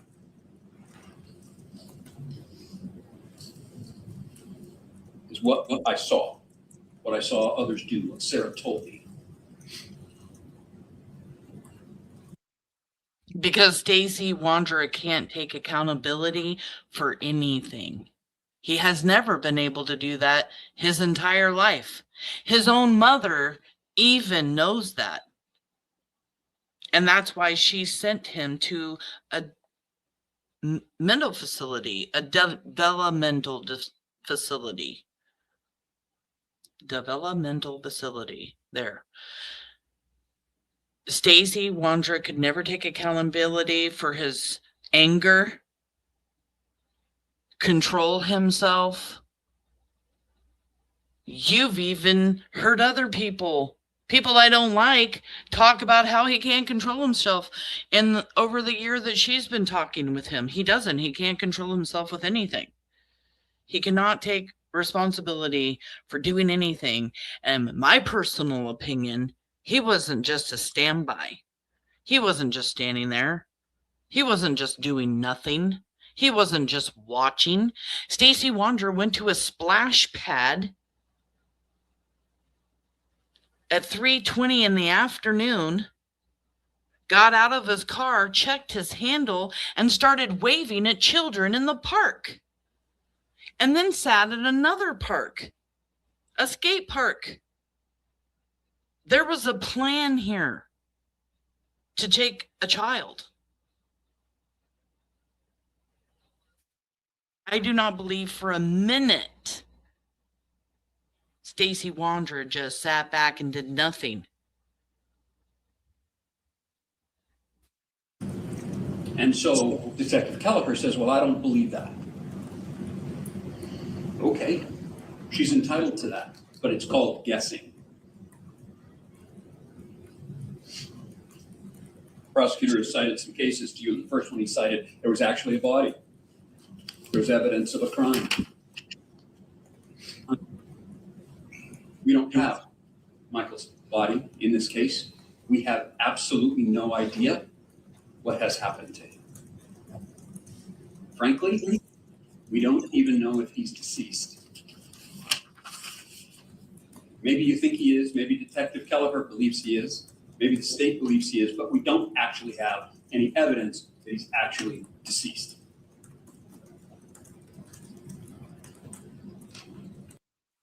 Do you think law enforcement's going to tell the Vaughn family that they believe that Michael has passed if they didn't feel 100% that Michael was no longer here? Law enforcement doesn't do that. They're not going to tell a family that their son, brother, nephew, grandson is gone. And let's not forget there's 20,000 pages of discovery. 20,000 pages. And in the court hearing, we learned the DA hasn't given all of this discovery yet. And the judge, the defense, the prosecutor, when they talked about that, wasn't a big deal. Nobody was bothered by it. The defense wasn't bothered by it. This is just the things that kind of happen. They felt like they could still go to the preliminary hearing. 20,000 pages of discovery. In the second case they cite, he's hanging out with the stealingest man in the county. Okay. That's not particularly applicable to this case. Stacy isn't saying, well, my wife's the kidnappingest, murderingest woman in the state. He has no idea what she's up to, has no idea what she's about to do. Has no idea what she's about to do, and yet they're creating an alibi. Doesn't know that his wife is like a kidnapper or murderer, but says he sees Sarah come in the house with Michael, holding him tightly as he wanted out of her grip.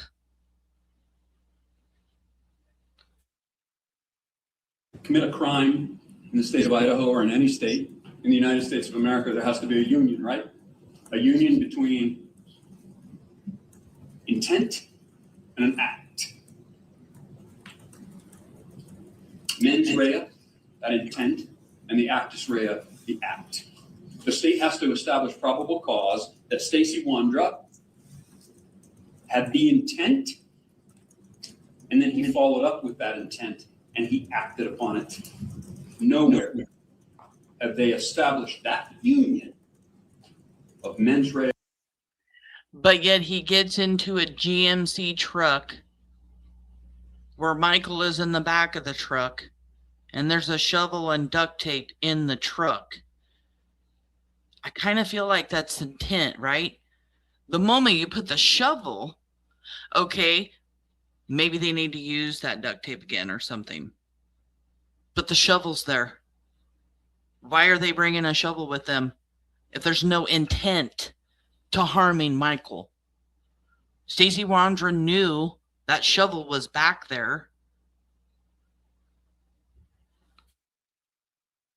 And actus rea. They have guessed at it.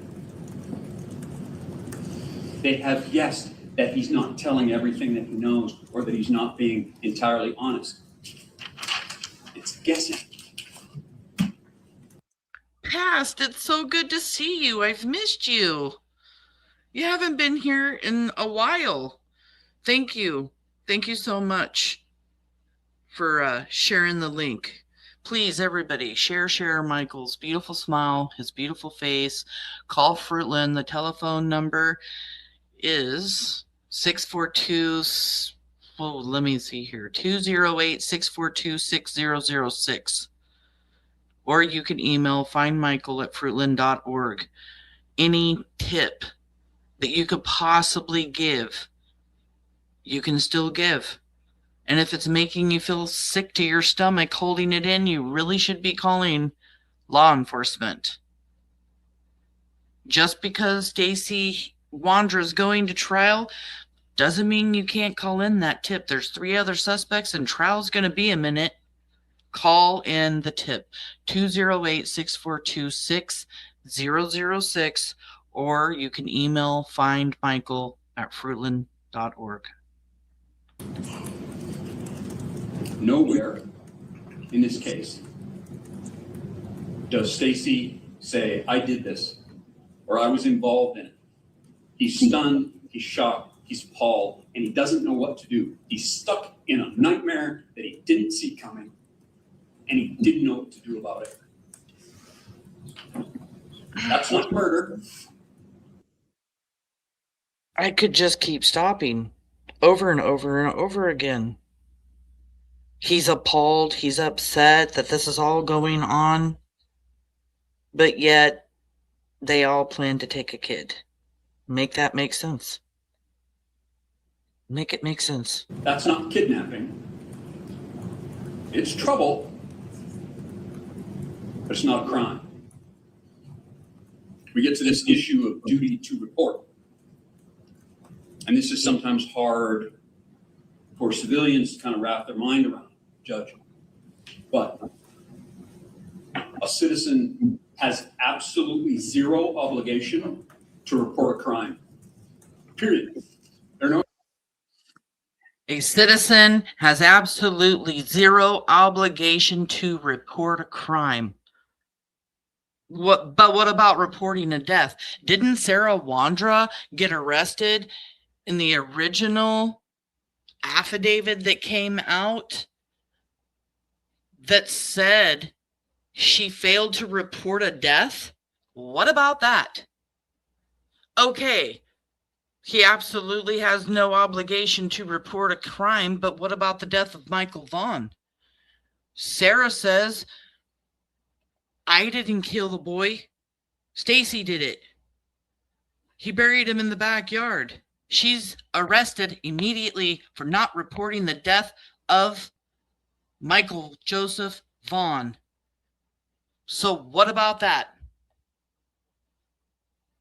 And there are several crimes here that he may not have to report, but he didn't report the death of Michael Vaughn. He told law enforcement he was buried in the backyard, so he had knowledge of it. He had an obligation at the moment he said he saw Sarah bring Michael into the house to do something about it, and he didn't. There are no qualifiers to that. Now, there are some mandatory reporters. Even attorneys can be mandatory reporters if we believe we've received information that someone's about to be in imminent peril or perhaps death. The ethical obligations we're under requires us to report that. There are certain mandatory reporters, doctors, for instance, counselors have to report sexual abuse, things like that. There are mandatory reporters, but regular citizens going about their business have zero duty to report a crime. Regular citizens? Stacy Wandra wasn't a regular citizen. He was a habitual felon. Multiple.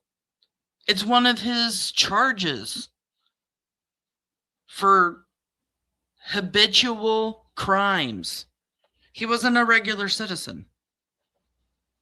Ugh. I can't, you guys. I just can't. And I'm hearing so much more now because in court, I'm trying to take notes and also trying to listen. And then I kind of like, in this moment, when they did their closing arguments, it had already been a long week. We didn't think closing arguments was going to happen on Thursday. We were wondering if we were going to go into next week. And then this guy comes up here and starts saying what he's saying. And I thought the district attorney did great during his closing arguments. And then I started getting flustered. And yeah, Brandy and Tyler were very upset about the things he was saying too, because we're all just like, what are you talking about? And I started getting upset that he would say something and I would focus on that for a few seconds. And then by the time I'm done thinking about what he just said, he's already talking about something else and I've already lost some time. So as I'm sitting here listening to this again with you guys, I can't believe a lot of his wording. He is a defense attorney. He's got to defend his client. I get it. But he doesn't know Stacy Wandra like we know Stacy Wandra. And there's no criminal liability that comes appurtenant to fail to report a crime. That's the law. Now, we can talk at great length about our moral obligation or our ethical obligation. Very subjective topics that we can debate all day long, but we're in a court of law. And in a court of law, it's not a moral obligation. We don't get charged with a crime for failing morally not to tell someone about something that we see. Sixth Sense Media, you're exactly right. It is like a information overload is just, yes, information overload.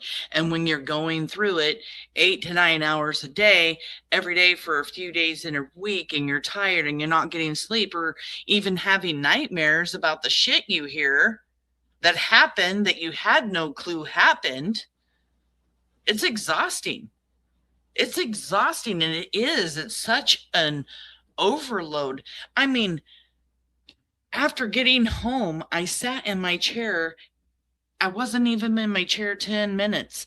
I even put my snack down because I could barely keep my eyes open. And my eyes are like all puffy and stuff, and, you know, from crying and being emotional. And it is information overload. Absolutely. There's no criminal liability there.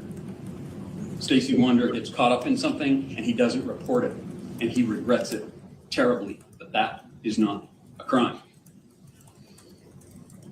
We've talked at some length about shared criminal intent, community purpose, aiding and abetting, co-conspirators essentially, right? Stacy is not charged with aiding and abetting. He's not charged as a co-conspirator. Prosecutor's right, co-conspirators are considered principals, but he's not actually charged with that. He's charged with felony murder. He's charged with kidnapping.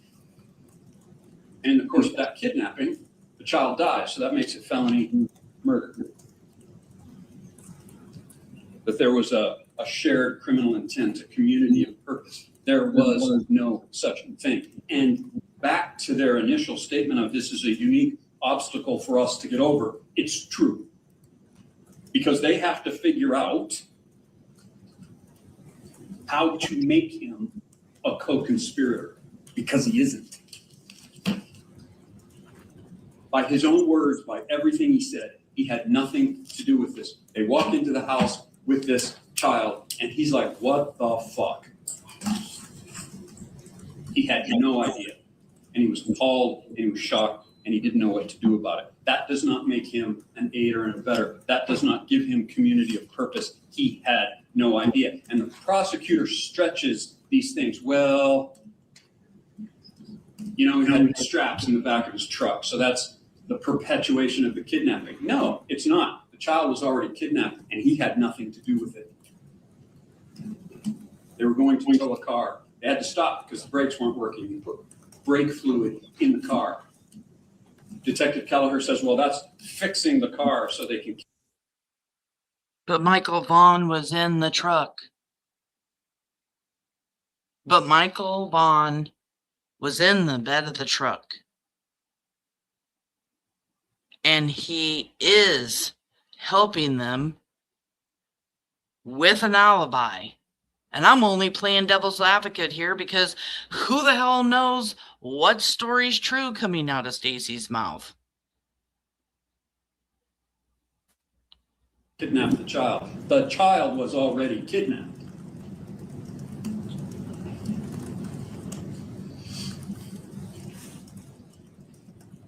Standard jury instruction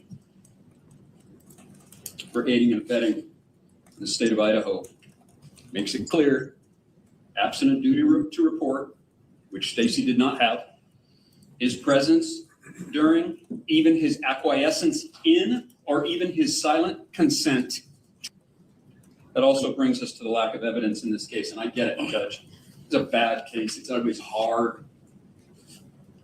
This is every parent's worst nightmare. We so desperately want to find Michael Vaughn. We so desperately want to know what happened to him. His mother and father, his family and friends, they are entitled to their grief and their anger and their outrage. Nothing I say here today takes that away from them. What I'm here to say is that that doesn't make him guilty. We so desperately want to know what happened. We so desperately want to hold someone accountable, but that doesn't mean you meet the elements of probable cause to these offenses. There are no witnesses, Judge, in this case that say, yeah, I was on 9th Street or Arizona or 8th Street or wherever, and I saw Michael Vaughn and I saw this maroon GMC pickup pull up, and then I didn't see Michael Vaughn anymore. There are no witnesses like that. None, zero. No admissions or confessions or incriminating statements from Stacy. I know that there isn't any of that right now. We don't know if there's any of that come trial in 20,000 pages of discovery. We just don't. You don't give up everything you have during the preliminary trial. If the DA gives everything he has with all his might, then the defense knows how they're going to go, and then they know how they need to defend Stacy. The defense or the district attorney thought he had given them everything they needed to move forward. And that's exactly what we're doing now. We're moving forward. Stacy's going to trial. The DA did his job without using a ton of information that they had out of 20,000 pages of discovery. Detective Kelleher doesn't believe him. That's not enough. That's guessing. No forensics of any kind. They did all the forensics. We had 20,000 pages of discovery plus. The Idaho State Police were heavily involved. They went over everything with a fine-tooth comb. The FBI was involved. Every available resource was tied into this case. And not one piece of forensic evidence was found related to Stacy or anybody else. Cars, clean. Houses, clean. Nothing.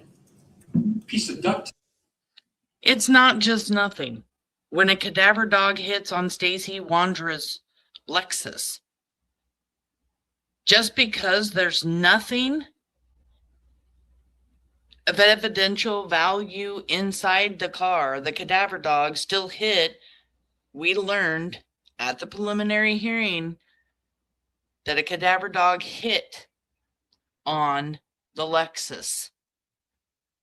We've heard about the multiple cadaver dogs hitting at the Wondra'S house. We've heard 5. Tyler said 7. So they only brought 2 in to testify, and a scent dog handler. All of those 3 dogs have never had a false hit on anything. And yeah, the cadaver dog on his car.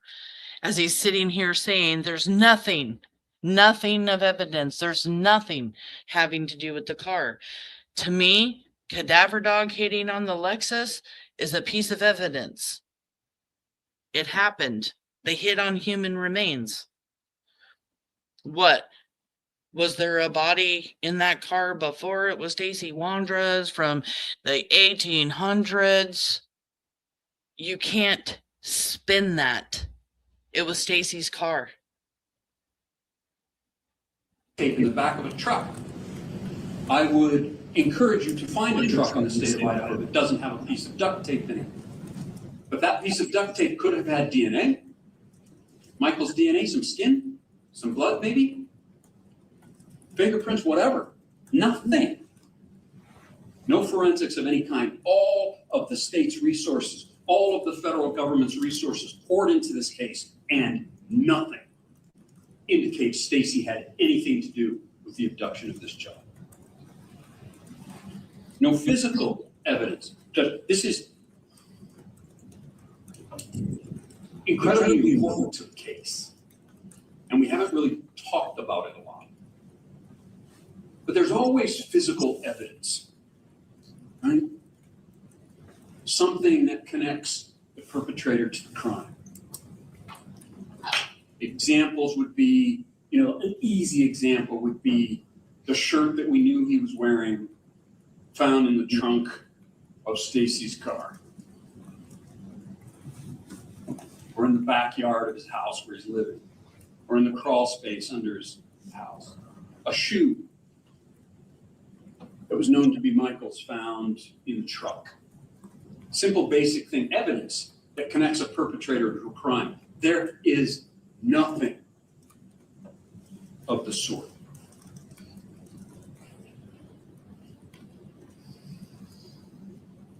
The state comes to the court today and says, we think we know what happened. We think the child was kidnapped, and we think Stacy had something to do with it. And we think he was held in the house, and he was in a car, and he was taken to Brandon's mom's house, and he was buried in the backyard. All of those things are guesses. And we can't bind over a case, first-degree murder. This whole guesses, he's just guesses throughout his entire defense here. And law enforcement didn't take guesses. Cadaver dogs don't take guesses. Cars have been cleaned out. Text messages have been deleted. Other things like SIM cards destroyed. Couches moved out of the home. We learned Brandon Sherliff was steam cleaning the carpet the beginning of August in the area in front of the couch, I believe. Looking to move out of state, trying to find a way to live in another state by filing for, resources and stuff like food stamps or whatever. This wasn't guesses. There's going to be so much more. Or any charge, frankly, on a guess. I would submit to the court that you can't take a 5-year-old boy. I'm sorry, I just find that incredibly unbelievable that you're going to take a wriggling, kicking, screaming 5-year-old, stuff him in a duffel bag. You're going to kick his way out. He's going to thrash his way out. People are going to hear. People are going to see. I just don't find that believable. Even if you find it believable,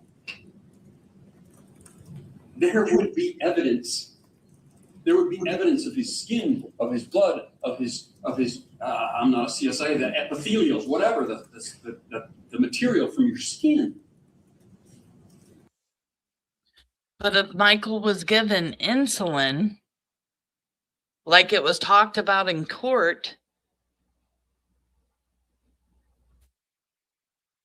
Michael may not have been wiggling or fighting to get out of this duffel bag as much as this defense attorney is suggesting. I'm a diabetic. My daughter's a diabetic.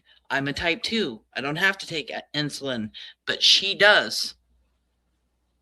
And even my son-in-law was bringing up the point, if you take too much insulin, it could kill somebody.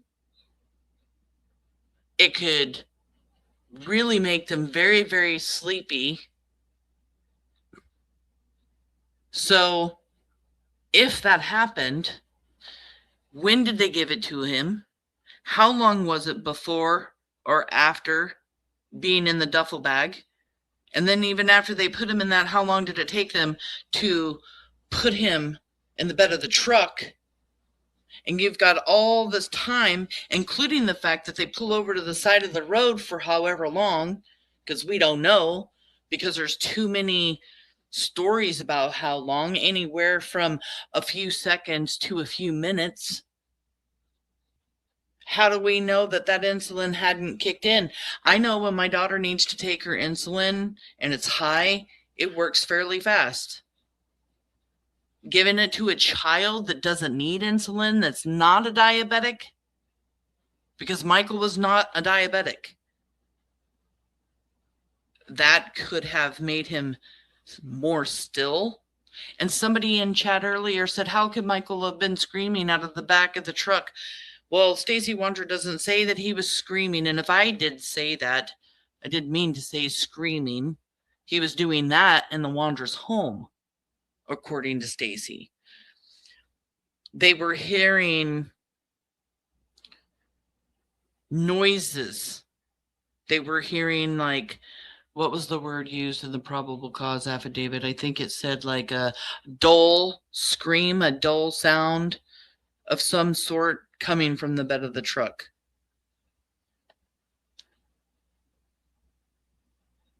They would be on the couch. They would be on the carpet. They would be everywhere he was. He was supposedly in the back of a truck in a duffel bag. Canines don't alert on that truck. That's not believable. No evidence, no forensic evidence found in the yard, in Brandon's mother's yard. I gotta rewind this right here. Yeah, no evidence found in the truck. They repoed the truck. The truck was friggin' spotless. Spotless. He mentions there not being anything on the carpet, not being anything on the couch. Brandon Sherliff, there's pictures of him steam cleaning. That's right, pictures of Brandon Sherliff steam cleaning the carpet. So people can do a pretty damn good job at cleaning up something, but they couldn't get rid of the scent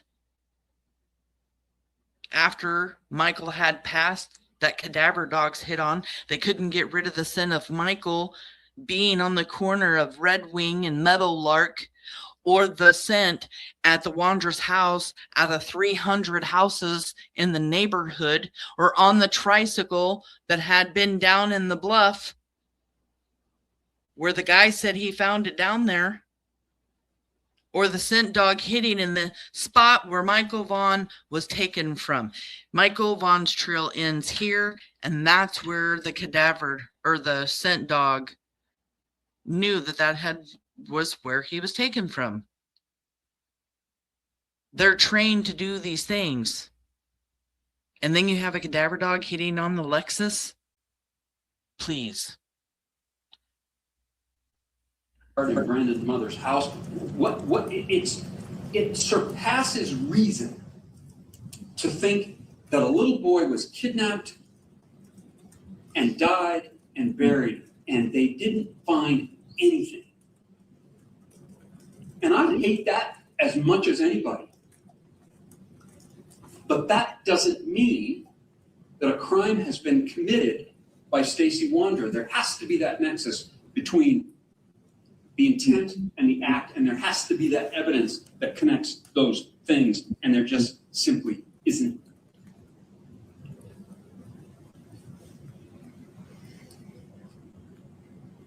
You may not like it, may not believe it, but at the end of the day, what Detective Kelleher thinks, what the state thinks, it doesn't matter. It's what they can prove. And they haven't proven anything.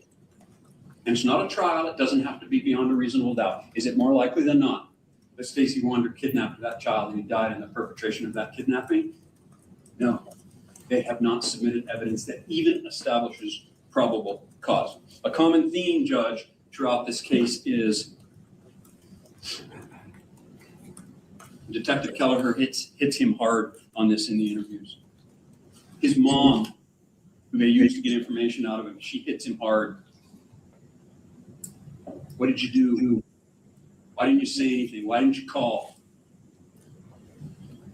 You must be accountable for your part, Mom says. You must be a man, Mom says. You made a mistake, Mom says.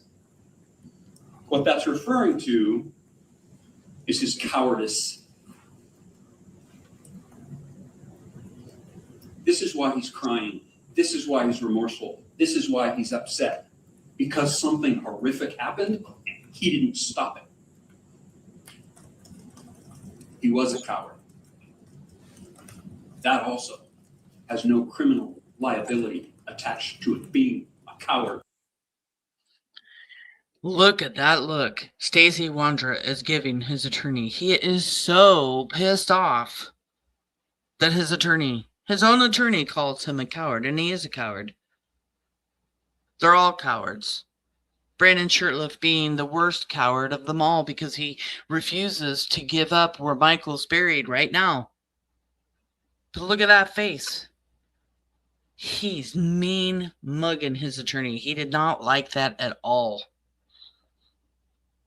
It's not a crime.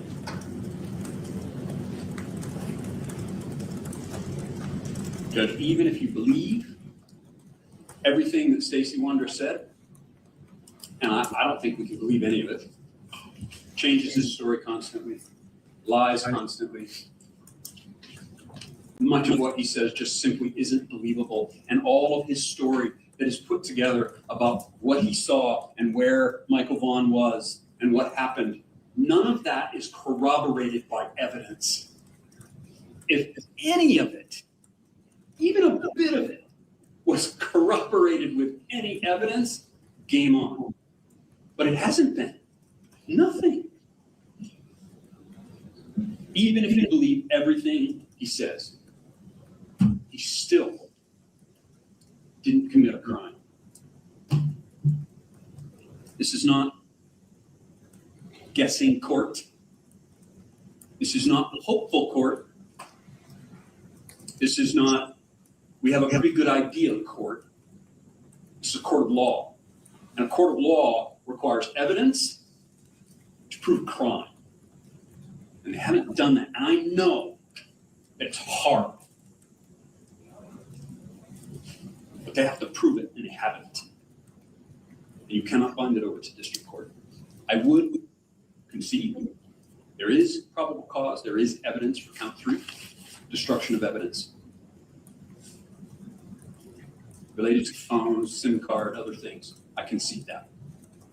That's the only crime they've established probable cause to proceed.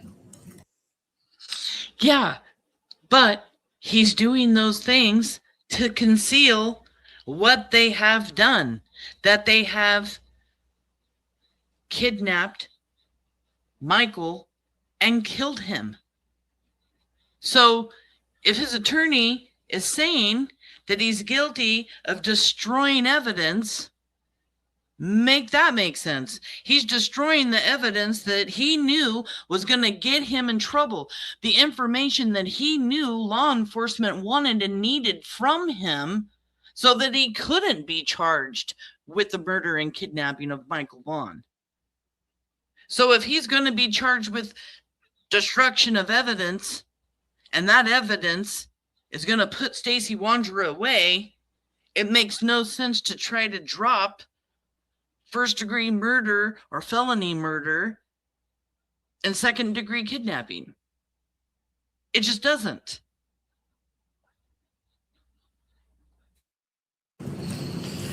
All right, thank you. I'm going to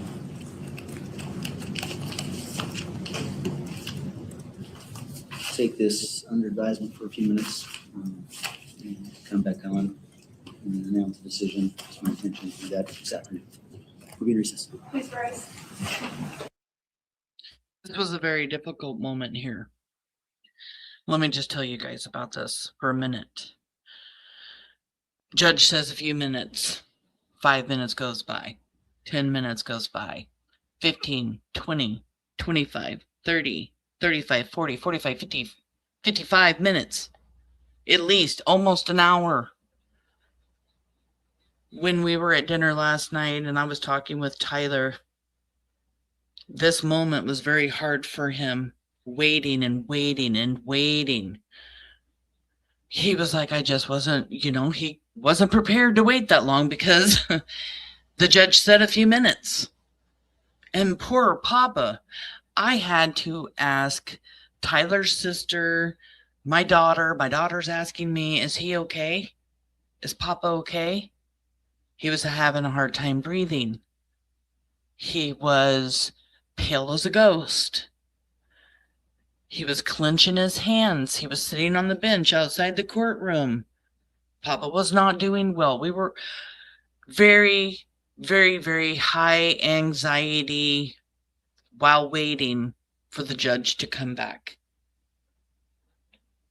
Those were the longest few minutes, I'm sure, that the Vaughns have probably ever gone through. Besides all of the minutes, and something else I got told by the Vaughn family that I didn't realize before, had never, because we've been talking while I was there. Brandy and Tyler didn't sleep for a week after Michael was abducted. For an entire week. And when they did finally fall asleep, they only slept like 3 or 4 hours. Could you imagine staying up for a week straight? You have the adrenaline, but your body's tired. So you have body aches and pains. Your feet are hurting because you're pounding the pavement, because you're looking for your son. You're sleep deprived.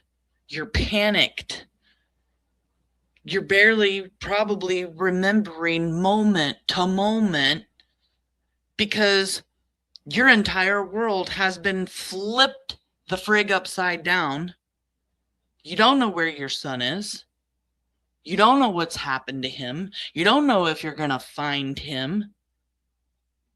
You don't know if you're going to get good news or bad news.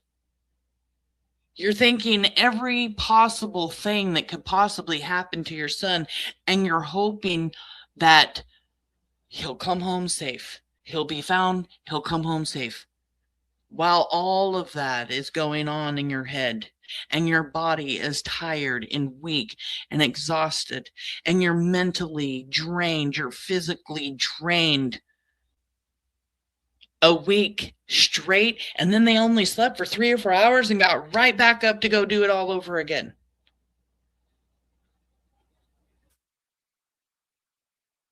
Hearing them say that,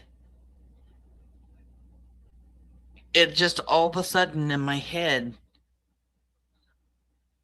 it just kind of like clicked. Just how hard this must have been for them when Michael was abducted. And there's somebody out there that knows something that can help bring the Vaughn family some peace. Maybe a tip that will help bring Michael home. You're holding it inside. You need to tell somebody, and you can be Monkey's hero. You need to call the tip line at 208-642-6006 or email findmichael@fruitland.org. Imagine if this was your son, your grandson, your brother, your nephew, your friend's son. You would never want to be that close to a situation like the Vaughns have been in for 4.5 years. And if you have a tip, you need to give it to law enforcement. 208-642-6006 or find Michael at fruitland.org.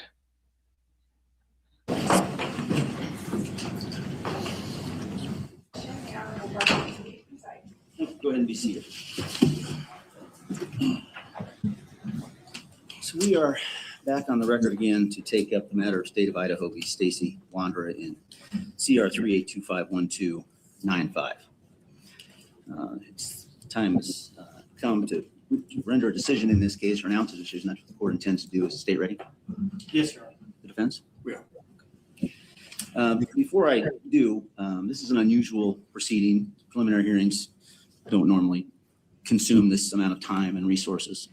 I appreciate the decorum and the dignity shown by everyone that came and was here for much of the trial.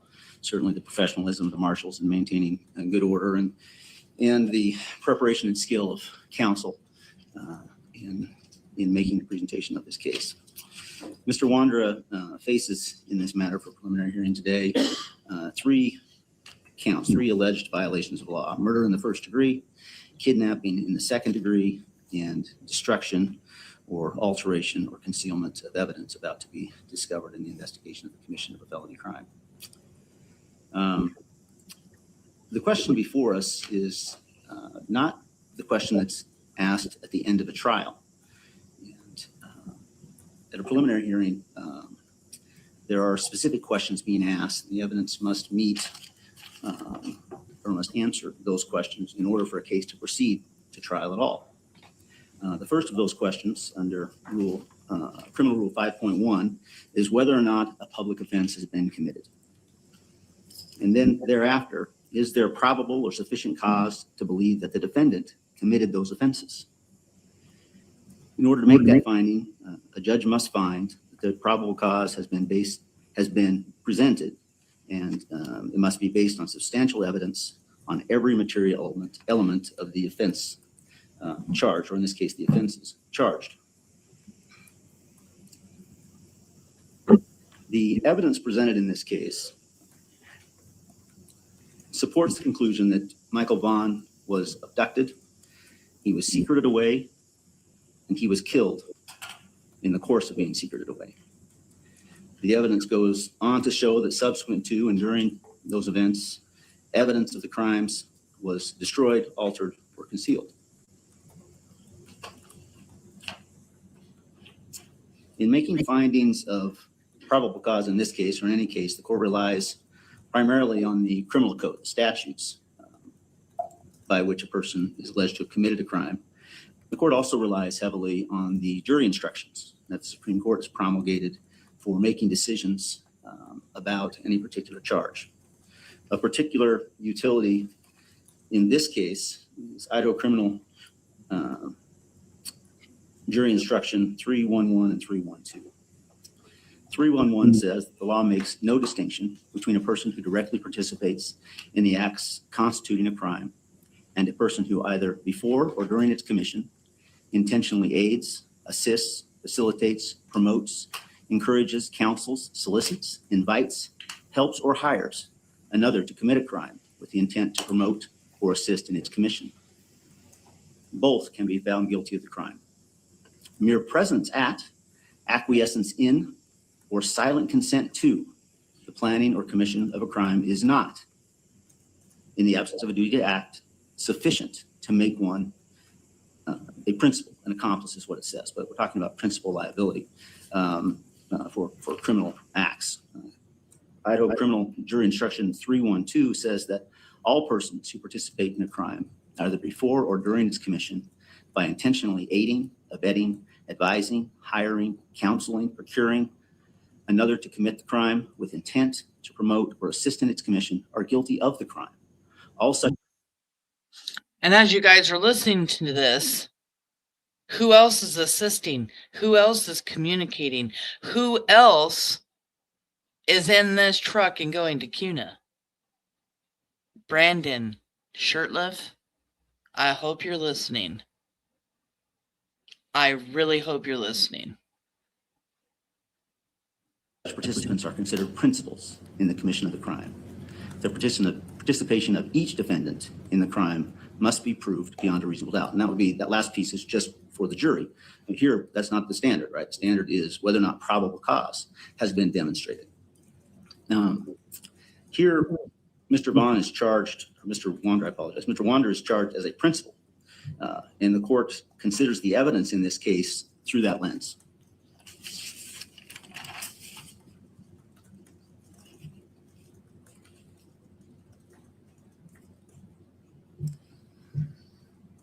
When I make any decision, I base that decision on the evidence that's presented. I certainly never make a decision based on hopes or guesses, based on the underlying subject matter of a case, no matter how tragic or innocuous. That is not part of a decision that a court uses, certainly that I use when reaching some conclusion or decision.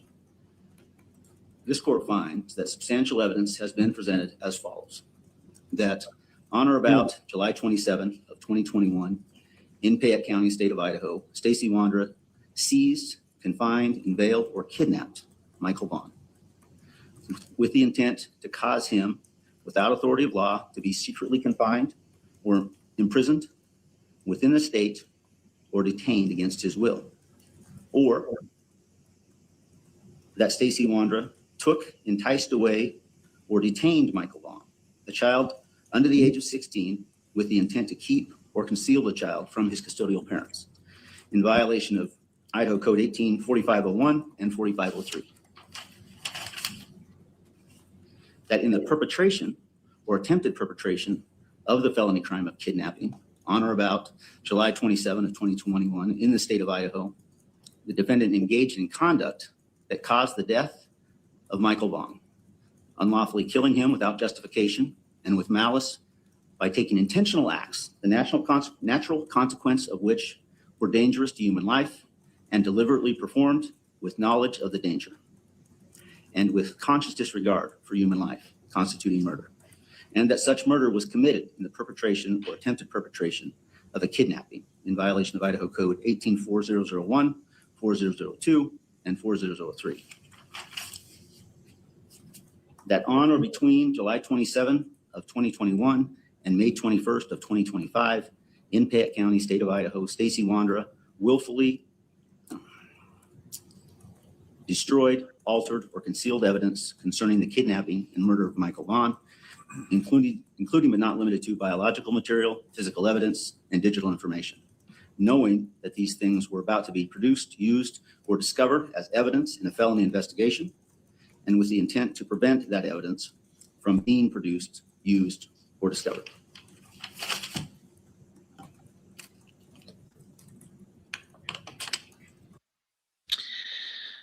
Brandy Vaughn points out here, see his demeanor change. He thought he wasn't going to go to trial. He thought he was walking out them doors on Thursday. And he absolutely 100% did. He thought he was walking out. He wanted to go free. He thought he was going to be let free. Just because I sat down with detectives and told them everything that I said, I'm not going to go to jail again. They can't keep me. I'm not going to trial.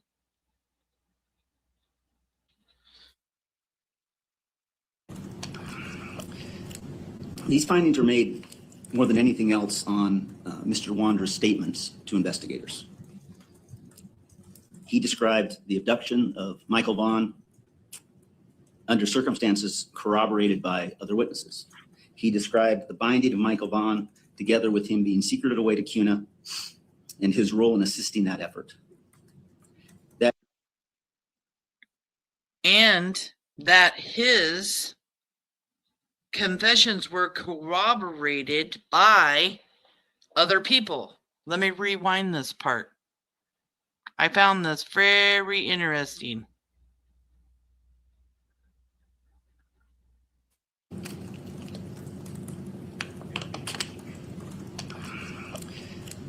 These findings are made more than anything else on Mr. Wandra's statements to investigators.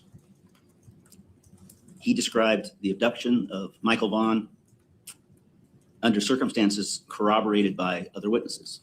He described the binding of Michael Vaughn together with him being secreted away to CUNA and his role in assisting that effort. That too is corroborated by physical circumstances confirmed by the investigators in this matter. He described the manner of death and the subsequent disposal of the body, with some of those details also corroborated by the results of the investigation. Finally, he described his role in destroying and disposing and concealing of many pieces of evidence that were about to be discovered during the investigation that was being conducted. The question before this court is not whether or not Mr. Wondra is guilty of these three charged offenses beyond a reasonable doubt. That is not the purpose of a preliminary hearing. That ultimately will be a question for a jury after a full trial.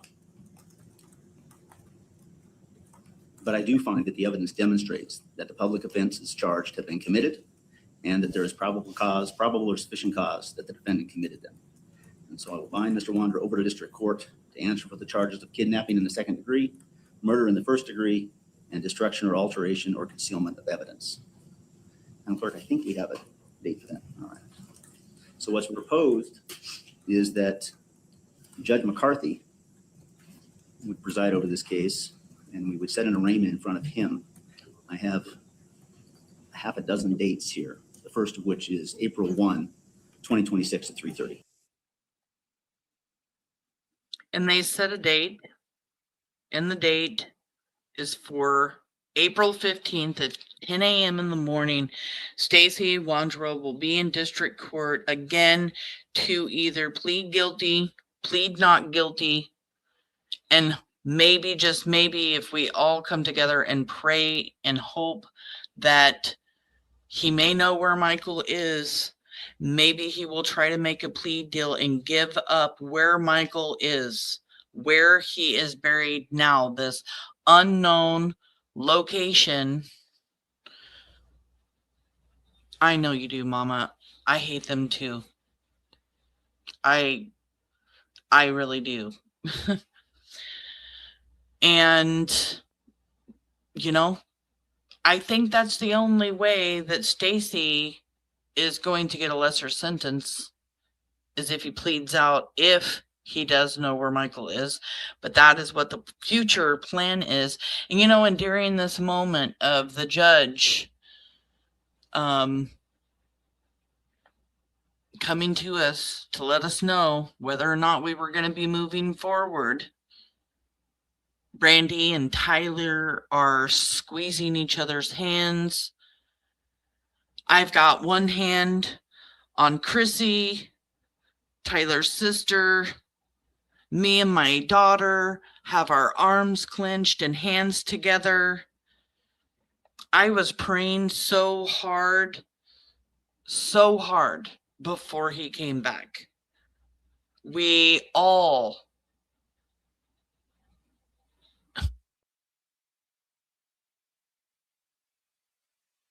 all so friggin' thrilled that Stacy is going to trial.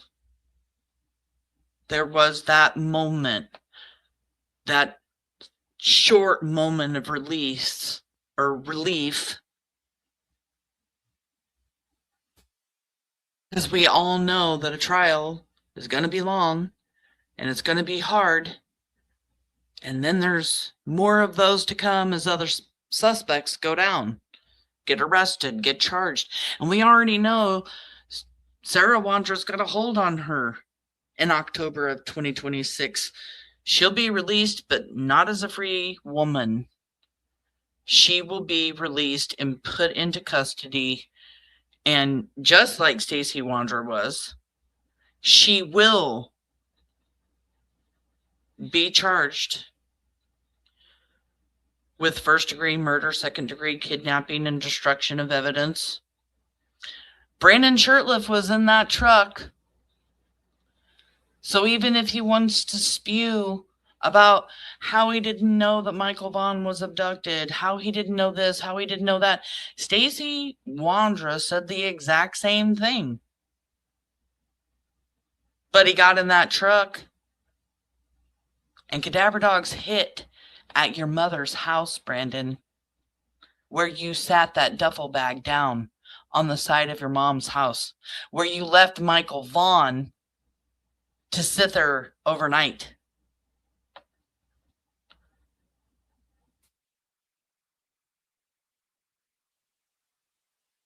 These 4 suspects have tried to downplay everything that they've done. And like you heard, they all agreed to convince people that they had nothing to do with this. Stacy Wandra thought it was a good idea to convince everybody after he's already given his confession all over YouTube. As he slips, contradicts himself, lies many, many times, gets caught. Brandon Shirtless does the same thing. Sarah does the same thing. Now, Adrian Lucian doesn't go public with everything, but he tells his own story in the messages that he leaves in Facebook groups, left on his TikTok, how he accuses people of wanting to harm him because he was set up. Well, what were you set up for? What do you know? What happened, Adrian? How set up were you? Stacy says that you and Sarah were putting together fake profiles in a Snapchat, on a Snapchat app. In your own words that many, many people have, because we've screenshotted or shot all of your messages that you leave people, or how you come into my Michael Vaughn group and leave a little heart with an arrow going through it. We know you're thinking about him. We know you have involvement, Adrian. You talk about the situation too. You said, sacrifice gone wrong. The price went up. You're leaving with Sarah and Brandon to go to Ontario for 45 minutes right before Michael Vaughn's abducted.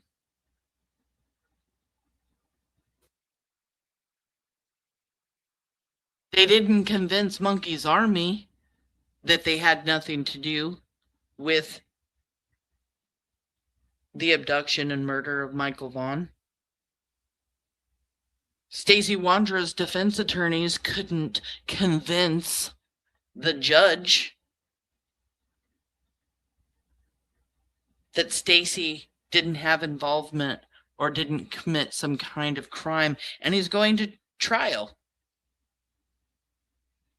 They're not convincing anybody. A matter of fact, all of their convincing and talking and everything else has done quite the opposite.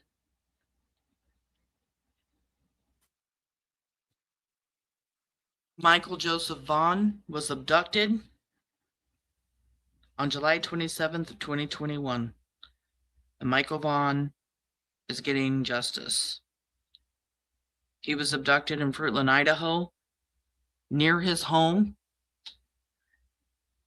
Witnesses told detectives that they saw Michael, that Michael came to their home, that Michael was wearing a new pair of flip-flops, and Michael didn't really know how to walk in those flip-flops, and they were falling off his feet, and witnesses said they saw the flip-flop fall off his foot, and he'd put it back on as he was wandering through the neighborhood trying to find somebody to play with that day.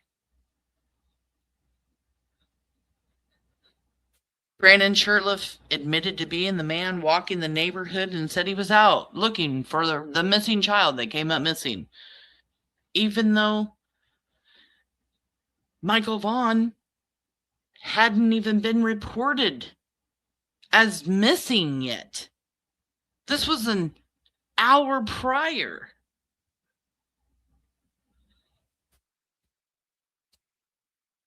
Michael Vaughn deserves justice. His family deserves justice. He will get justice. He will. And so will the family. It doesn't matter that they're all cowards. It doesn't matter whether or not they could convince a few people that they didn't do this. None of that matters. Because in the amount of evidence that the prosecutor submitted in court, it was enough to send Stacy Wandra to trial. And it was just a little bitty tiny smidge of information that they have out of 20,000 pages of discovery for trial. Or more. Or 20,000 pages and more is what Stacy Wandra's defense attorney said.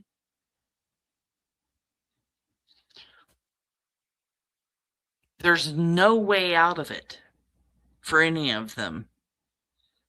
If they played a role in any of it, they played a part and they have knowledge, and they will be arrested. They will spend time in prison. It's inevitable. After hearing everything that I heard in court this last week, what jury would ever not find Stacy Wandra guilty after hearing his testimony, or his confession, I mean? He did not testify in court. I just don't see a jury doing that.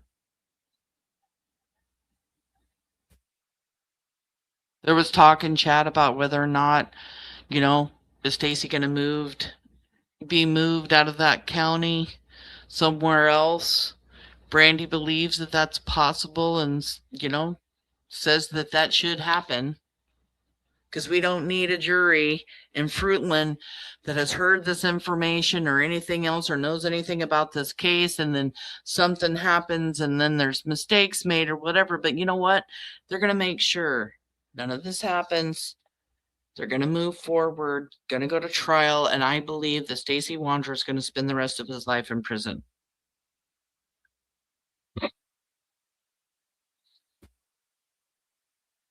It's going to be a long, hard road for the Vaughns. We all know this.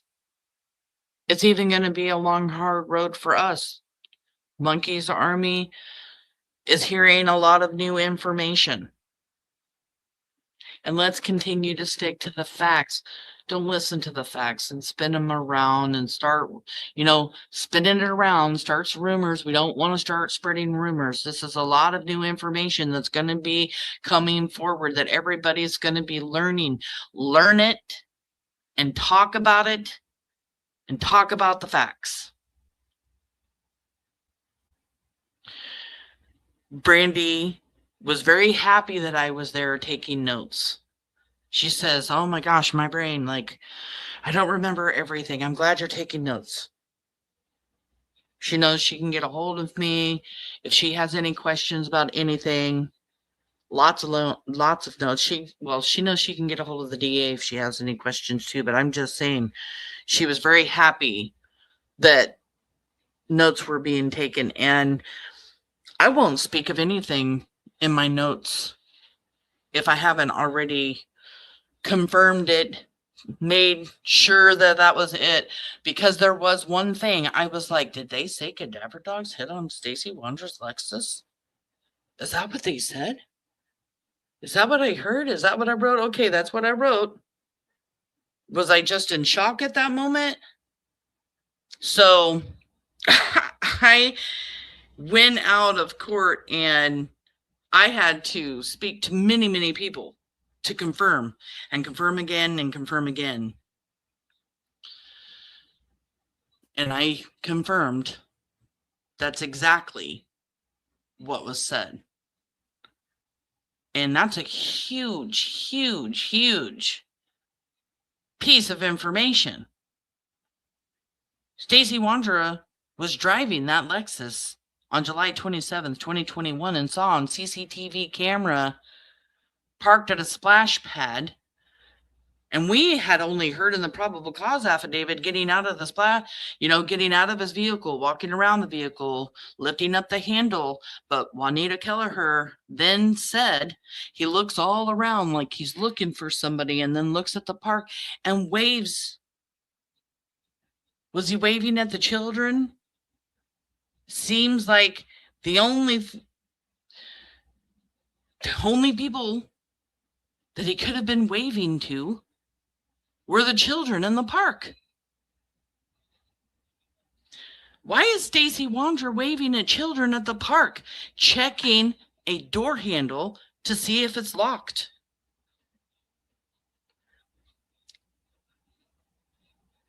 And trying to convince, which is what all of their plan was, right? To convince people they didn't have any involvement in any of this. And that's exactly what Stacy Wandra did when he sat down and spoke with law enforcement. Tried to convince them that he had nothing to do with any of it. He didn't know that that's what they were going to do. He didn't know Sarah was going to walk in the house, that Sarah did it, that Adrian did it. He didn't do anything. He didn't do anything. He just stood there and watched it all. At one point, he even says he walks into the bedroom, and that's when he hears the sound of the duct tape. Because he didn't even want to put himself there either. His plan to convince people included convincing law enforcement. You can't just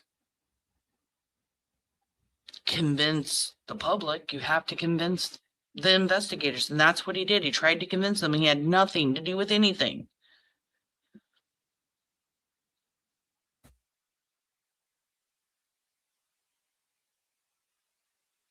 There are 4 suspects in Michael's case: Stacy Wandra, Sarah Wandra, Adrian Lucian, and Brandon Sherliff, and they're all involved, and they all wanted to convince people they had nothing to do with anything. That was their plan.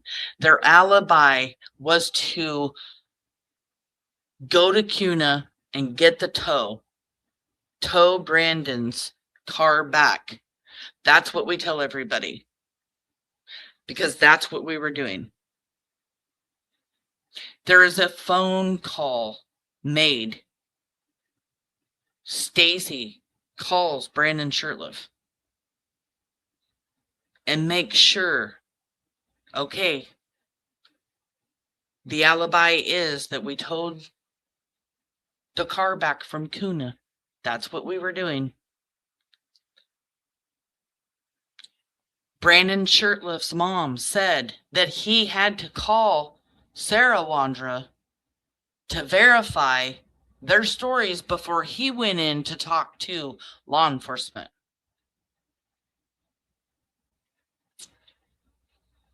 Stacy Wandra calls detectives twice to talk to them and then does an interview with them on November 3rd, right before they go search the Wondra's home for Michael Vaughn in their backyard.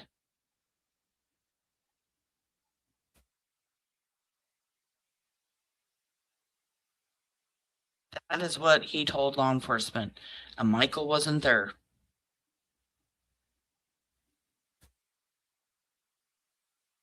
Michael is out there somewhere.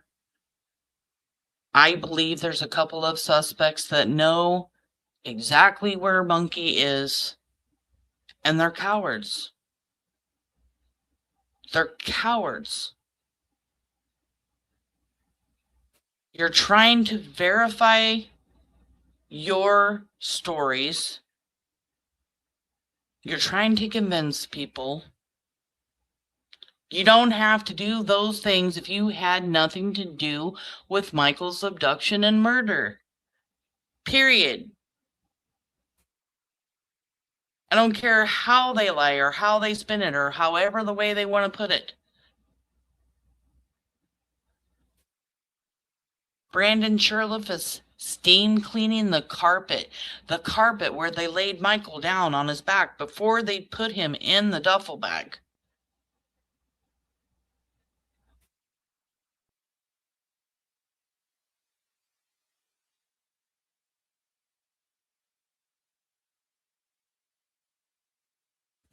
This last week has been so intense. I don't think I've ever been through anything so stressful. And all I keep thinking to myself is, I don't know how the hell this family has gotten through it. I just don't know. My daughter said, I don't know that I could ever deal with something like this. And Brandy says, you could for your kid. You would for your kid. And I know my daughter well enough to know she would.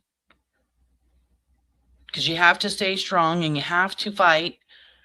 You have to keep going.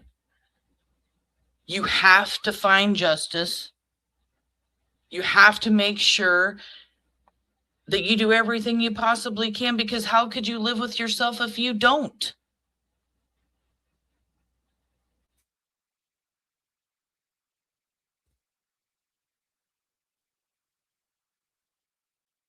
Exactly. Sixth Sense Media, exactly. Giving up isn't an option.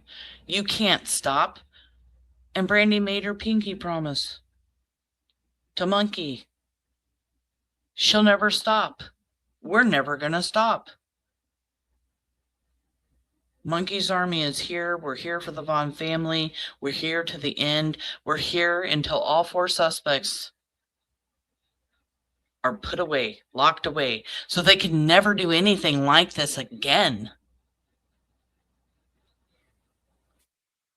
I hate that Brandon and Adrian are still out running around. I hate it.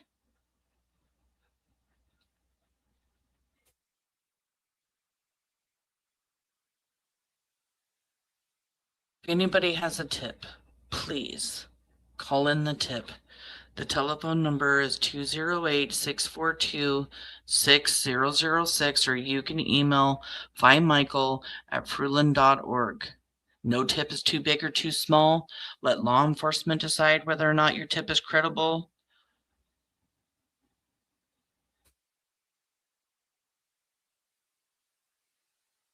God brings people together. And we're Monkey's Army. And we're here, and we're fighting, and we want justice, and we're screaming justice for Michael Vaughn. We're definitely not friggin' screaming free Stacy Wandra. Justice for Michael. Justice for Michael's family. What about that? Please call in a tip for this family. Please. There's no reason to hold on to that information. What are you doing that for? Why would you do that to yourself? Why would you do that? Call in a tip. 208-642-6006, or email findmichael@fruitland.org. Michael deserves justice. The family knows how Michael's coming home. It's not even gonna come, having him home and getting that little bit of peace and making sure that Michael is laid to rest. Yes, but they're never gonna forget it. They're never gonna forget what happened. It's not gonna be the cure of all cures, but at least the Vaughn family will know where their son is. And Brandon Sherliff, how are you living with yourself right now? You can talk to detectives about all of the stuff and still claim that you know nothing? Nothing? You're seen on CCTV camera leaving in the GMC truck, just like Stacy Wandra. Even if Michael Vaughn was not on your hip, Michael Vaughn was taken to your mother's house, and cadaver dogs hit on your mother's house. You sat that duffel bag down on the side of your mother's house. You left Michael there all night long. Do not think for a second that you're getting off of this. Stacy Wandra thought he was getting off. He is going to trial. 20,000 pages of discovery, Brandon. And in that discovery, you said a lot.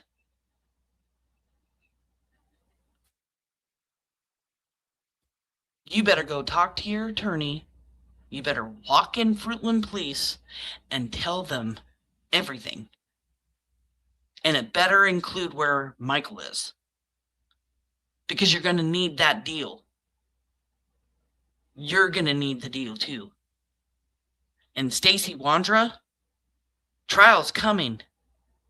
How long will it be? If he knows where Michael is, how long will it be before he starts squealing?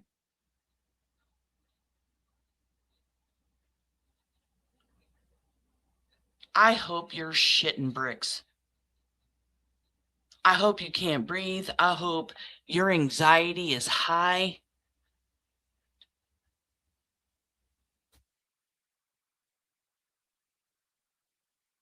I can tell you one thing, Brandon, you've pissed me off on a whole new level. Because I really thought that maybe, just maybe, you didn't know things. But after this hearing, I know you know what happened to Michael. I know some, just a smidge, of what you've already told law enforcement.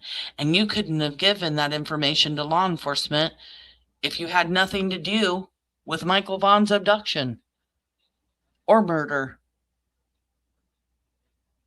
And I'm coming for you, and I hope you feel it.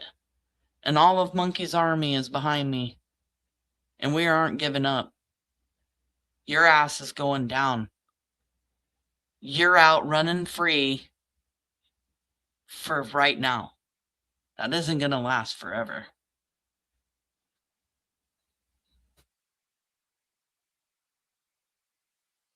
It isn't going to last forever.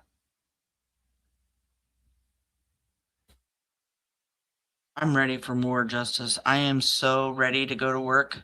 All I kept telling Brandy is, I'm going home and going to work.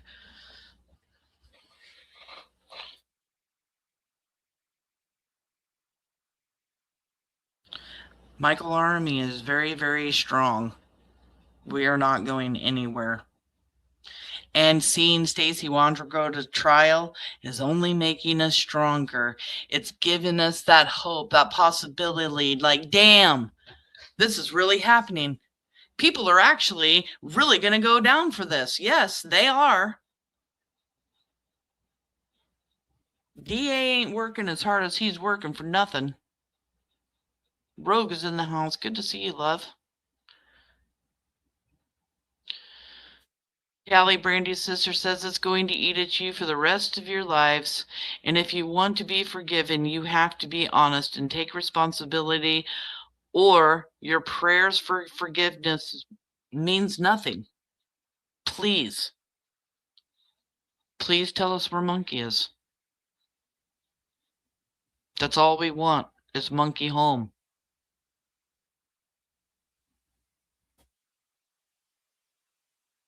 Yes, hell is waiting for all four of them, especially if they can't help bring Monkey home.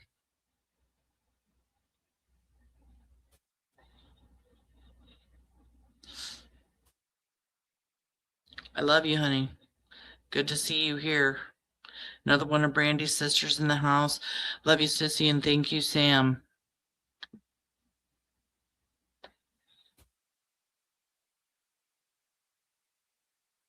It is so nice to be here, Samantha. Thank you, support Brandy, Tyler, and the family. It was an amazing trip. With all things, under the circumstances, it was very difficult and everything else. I did not bug Brandy all the time, call her all the time, visit all the time. We only visited with the Vaughns 2 times this last week. Once was at dinner to celebrate, and God, I can't even remember. I know we went over there for a few hours, maybe even not that long. The day after, yes, it was the day after, so it was Monday. And we played with Buggy and the new dogs. Oh my God, that Newfoundland. Oh my gosh, that dog is so beautiful. I do not like big dogs. They scare the shit out of me. I was attacked by a couple Doberman pinschers when I was younger. Yeah, it was a thing in an alleyway, and then I was scared of dogs for the rest of my life. And every now and then I'll meet a dog that I think is so beautiful and loving. And yeah, they have a huge dog. The paws are bigger than my fists. But I've got pictures of me with Brandy, Brandy, Tyler, and Pidge. Tabitha and Brandy and I were all talking about rocking.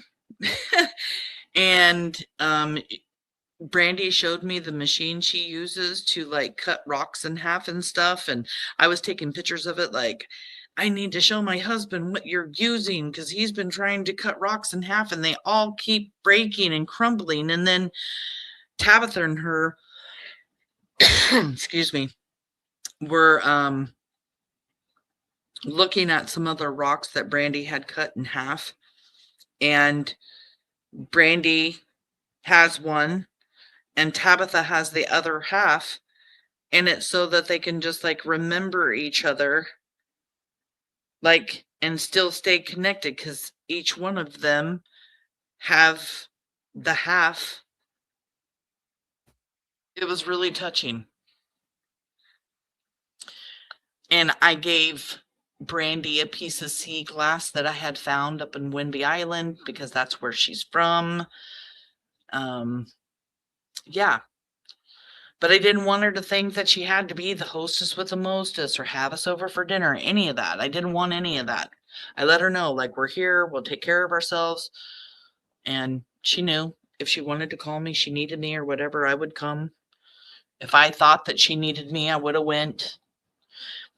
I had a really good phone call with Callie this morning when I was drinking my coffee before I started packing and leaving, and we hadn't talked for a while, and I told her how much I missed her 3 a.m. and to 4 a.m. sometimes, or even till the sun's coming up conversations.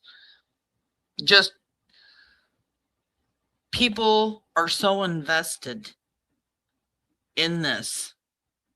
It isn't just me. So many people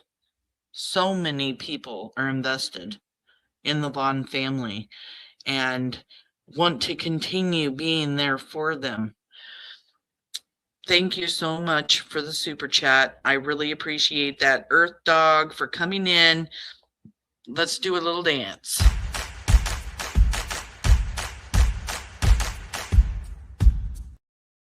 Oh my gosh, that was my ears. I had it so high on my earphones listening to the court stuff. Oh, there's another yawn.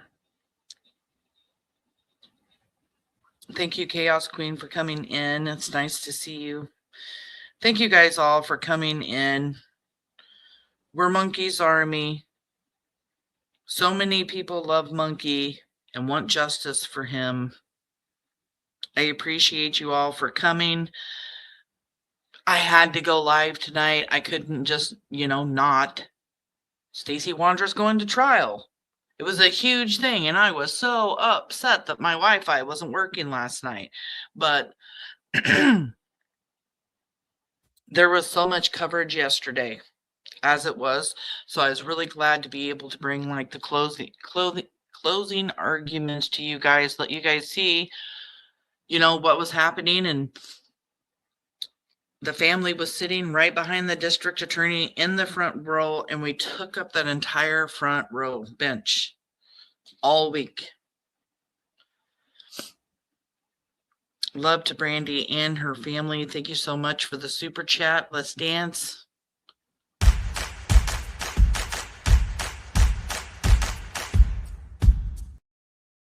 CJ, namaste. I appreciate that very much. It's so good to see so many people here for the Vaughn family and for Monkey. I really appreciate everybody coming in.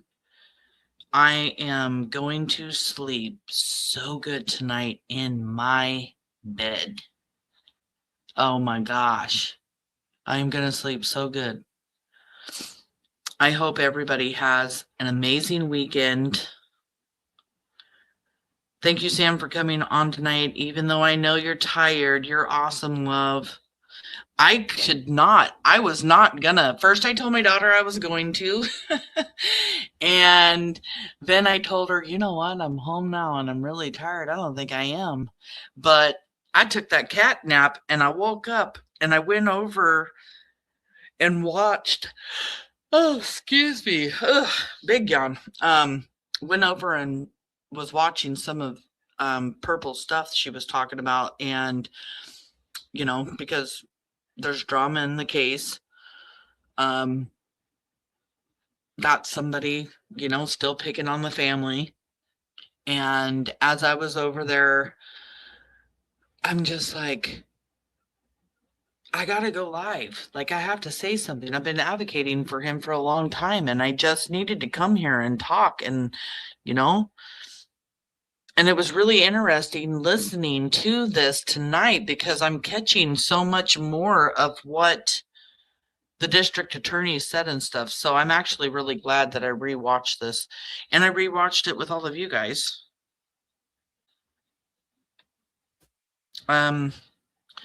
Really appreciate you guys. I am going to get off here and get some sleep. Please, please, please keep praying for the Vaughn family and Monkey and Justice. Past says that's what it's always been about, Sam. Brandy and Monkey. Real one. Thank you so much. I appreciate that. I think there was a couple of people. I noticed something was going on. I think somebody may have become members. I don't know, you guys. My chat's flying tonight.